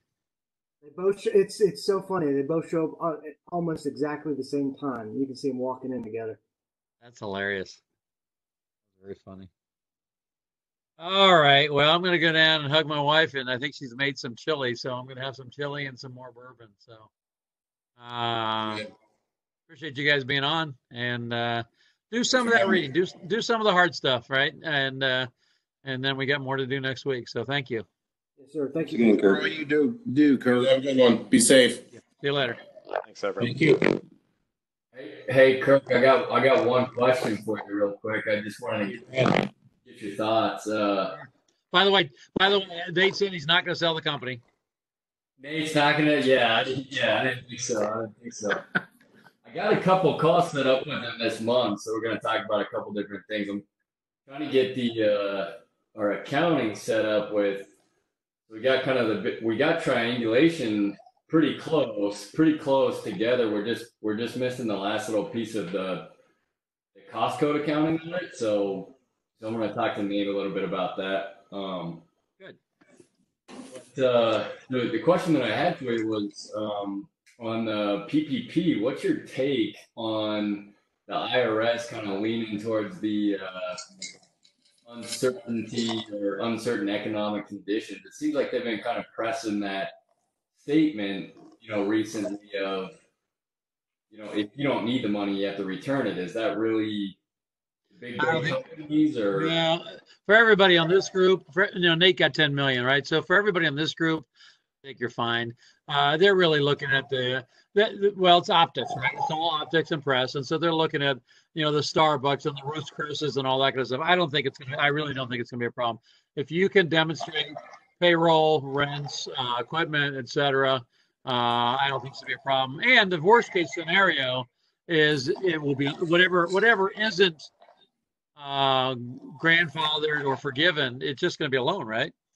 And so not the worst case scenario, it's a 1% loan, right? Gotcha. Yeah, no, I think you're in good shape. Now the key is, and I've been working with people on this. The key is then to take and optimize and figure out how to get as much of it as possible under the forgiven category, right? Right. There's no reason not to be aggressive on that either, because again, what's the worst thing that can happen? It's a 1% loan, right? Right. We increased we did hazard pay, we try to get pay to guys, but then don't you look at it as like now you're increasing direct job costs, right? Well, but not really, because it's a wash, because the capital, it's just an accounting function, right? Is that if you are in fact paying it out of, you're just shifting it. You're just shifting. In fact, I would even look at prepaying other benefits too, right? So if you have 401k and profit sharing, I think you're prepaying those benefits too, Yeah. Okay. And again, we talked about you as paying, buying your debt, finishing your buyout your dad. Yeah. So that's what we've been talking about. Absolutely. Yep. Yeah. Good. And all right, what else is going on? I'm gonna go eat some chili. What else is going on before I go? That's all I got. Well, you guys have a good week. And Nick's spot on, is that we're going to start to feel this. It's going to come closer to home for many people. And so be thinking about how you're going to message that. Also, that's, the discussion about violence and stuff we talked about earlier tonight, don't discount that. People are nervous, and people are tense, and as a result will do stupid things, and your people need to know how to respond to that. Right. And like I said earlier, I mean, the biggest thing is if you start denying someone the right to work on your site or your company because they're showing symptoms, they're going to get upset, especially if it's day 4 that they come in and you say, no, you're not coming on. Well, you only have the right to work when it's safe, right? Exactly. But people won't understand that, Yep. That's why I say be prepared, because, we thought we were safe. We had very, very, very minimal up here in numbers, but man, out of nowhere, last week it just nailed us in like 3 days, the whole industry up here. And now, we look at this week, we've had 2-3 people report in. So it's crazy, and it comes and it goes, and we're going to go in peaks and valleys this whole time through the rest of the year and probably into next year as well. So just be prepared for the worst case scenario. Make sure you have something in line that's the biggest thing that, superintendents call you. Well, what are we going to do? No one's seen this. No one has an answer. No one can give any guidance of what to do. Yeah. And if you have a young superintendent foreman, it's tough. Yeah. I mean, we got guys in the building here that have been doing this longer than a lot of people that I even know, 30. That gets back to the peer pressure thing I was talking about, is that peer pressure is going to be the biggest thing we have to deal with, where people will buckle and not do the right thing because, Bobby's not doing it, And when we talked about that, and I looked through our contract, and, it says PPE to XYZ and not also including, it goes to the whole legal jumble. And at the end of the day, me as a GC, Yeah. I'm taking the standpoint of this is it. I mean, I cannot go through it. I already seen 2 people that were close in this office go out from it, and I don't know what's going to come out from it. Hopefully, Yeah. it's positive for them. But Well, if y'all remember way back to the introduction, right? So this is our 7th time, I think. The very first introduction is, what do you do if what do you do if one of your employees dies, right? Right. And that is the worst thing you ever want to think about, but boy, you better be thinking about it now. Yeah. And Can I share my screen real quick, Kirk? Sure, John. Because this is what has been really striking me. Are you able to see the we can see it. Yeah. Hopkins graph? Yeah. So Is that the one that's pulling out New York data? no, this is with all, but it's just from April 6th to May 6th. That's when you get about 55,000 of the deaths. Yeah. Everybody is talking about all the deaths over the last 3 months. No, it's over the last 4 weeks. right. Yeah. And I don't know what the root cause of this quick spike here in the northern woods of Wisconsin has been, but it really hit us. And yeah. Well, it's just it's Jeremiah talking about down there in Iowa is like, hey, we're in Iowa, middle of nowhere. Well, I'm in the middle of nowhere, Wisconsin, and it just nailed us. And even in Iowa, they're seeing big hits now. Iowa's the one of the number 1 states now. And what's happening in these meatpacking plants is pretty horrifying too. And it's terrible. A lot of those in Iowa. It's back. It's typhoid Mary. It's back to science and math. All right. I mean, the reason it happens in the North Woods is one person. Right. That's all it is. Yep. So that's the only thing I can say is just be prepared. Be ready to give advice. I mean, the owner's calling me, why isn't this sub on job site? Well, he went and got tested. Well, so did I. And I got my result back. Well, they didn't go to the same spot that you went and got tested. It's, 1 to 3 days is what the test comes back in. And if you look at, each county has different rules. And, the county warden is saying, technically, you don't need to go back to work until you get results back. Yeah. And I personally cannot tell someone what to do with their health. If you are deemed that fearful, I can't tell you, Yeah. And that's, we got guys, should I go and get tested? Can't tell you. Were you in direct contact with them? Yeah, no. Is it going to make you feel safe? Are you going to feel better if you come back positive or negative? Well, probably. I just need to know. Then at the end of the day, not work, off to the side. Yeah. And if that's you need to do it then. My approach is, if you feel like you should get tested, you should get tested. Exactly. Right? I mean, but I right? can't tell you to go. I'm not going to tell you personally that, Brad, you need to go and get tested because you ran into the possibility of running into something. Just look at him. He looks like he needs to be tested. Well, yeah, but that, and that's the tough thing about it is, you get these guys and they're like, well, what do we do? No one's ran into this before. Yeah. Right. Ever seen anything of this nature? And we got it. We tested positive. My wife and I tested positive for it. She came home. She came home from the ER and she was sick and she had a cough and we did. I mean, we took all the right steps and everything, but it was a big deal. It was the company and I just basically it was right at the beginning and we had I'd gone around to all the job sites 3 or 4 days before. I had been in the office. It was the most stressful week that I've ever had, but it was super mild. The symptoms were mild. Nobody got it. Nobody else in the company is confirmed positive, but it was a hell of an experience for sure. Oh yeah. How long ago was that, Tyler? That was March 15th, maybe March. Yeah, I think March 15th, around then. So you're part of the herd. You're officially part of the herd. Yeah, well, I mean, right, they're not for sure, but they're pretty sure. So we feel pretty safe. But we're still doing the mass and showing a good example and all that stuff. So that's good. So a real quick comment. I think Kirk hit it spot on earlier.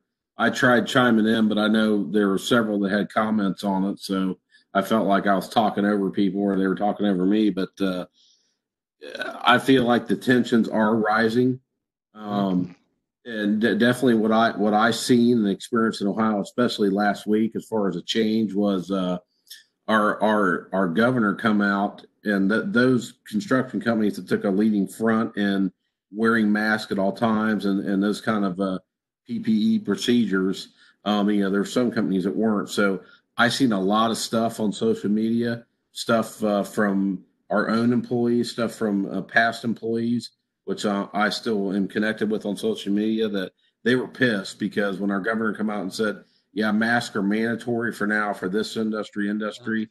I've seen a lot of guys pissed off, basically flat out saying, we've been dealing with this shit for 5 weeks and now you're making it mandatory. So, I mean, that just adds to the tension of what you're seeing a lot in our industry on these tensions rising and guys just flat out getting pissed. I think we're sitting on a powder keg. I think we're absolutely sitting on a powder keg. I think we're going to see all kinds of manifestations of this kind of frustration and anger. When you look at it here as a GC, I mean, I'm running a complete project, and now I got guys that are in a wide open space, not confined. I mean, it's tough to make guys wear a mask at that point in time. Where if it's but if I have a confined building, the building's up, the shell's up, and I got electricians and everybody, plumber and all them guys doing their finished stuff, it's a lot easier to be like, hey, do you realize that I can't separate everybody at this time? Let's do our due diligence. But then you get, well, shit, we're on a 5-acre lot and the wind's blowing, and no, you guys need to just pay attention here and listen. This is the rules. Yeah. Well, that's the thing with safety, right? Is that it's impossible to have situational safety rules.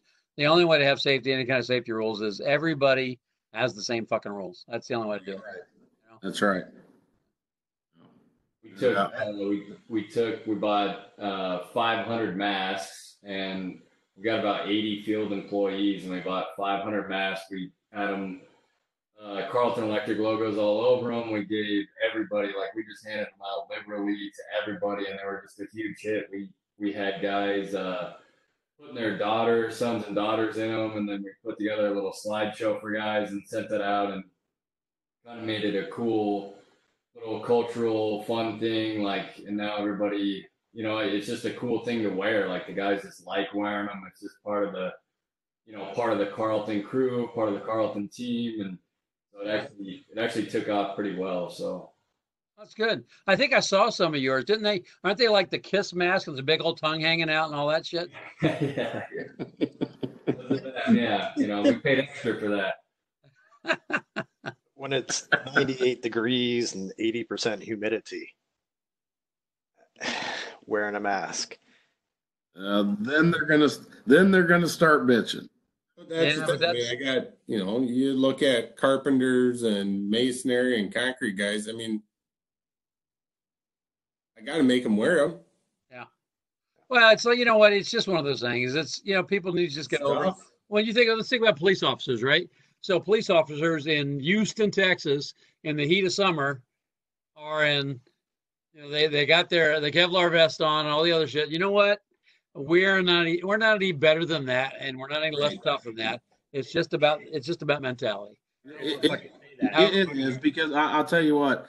I think it was 7 or 8 years ago, we became 100% PPE at all times. Hard hat, safety glasses, steel toe boots, and of course, when that first was issued, it was bitch. But you know what? It was less than a year, and it was a standard. This is what you're going to do. This is how you're going to do it.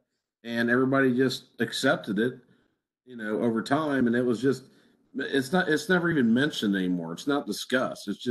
It's part of the normal. So I think it's just everybody, getting used to the new normal.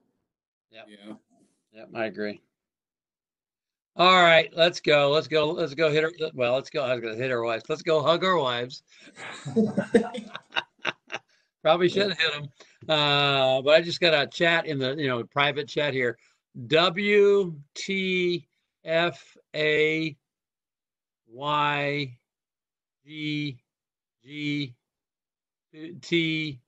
I think it means when the fuck you're going to get down here. I haven't figured it all out, but I think it means when the fuck you're going to get down here. Either that or she's just typing symbols. John Kirk, I appreciate everything you do. And as the word says, thanks, Governor. All right, y'all have a good week. Yeah. Thanks, Take care of yourself. Thanks for coming. Yeah. All right. Thanks for getting all this stuff in the Dropbox. Appreciate that. Thanks, John. You want to just talk on Monday? We'll talk on Monday. All right, man. Have a good night. Thanks, everybody. Thanks, John.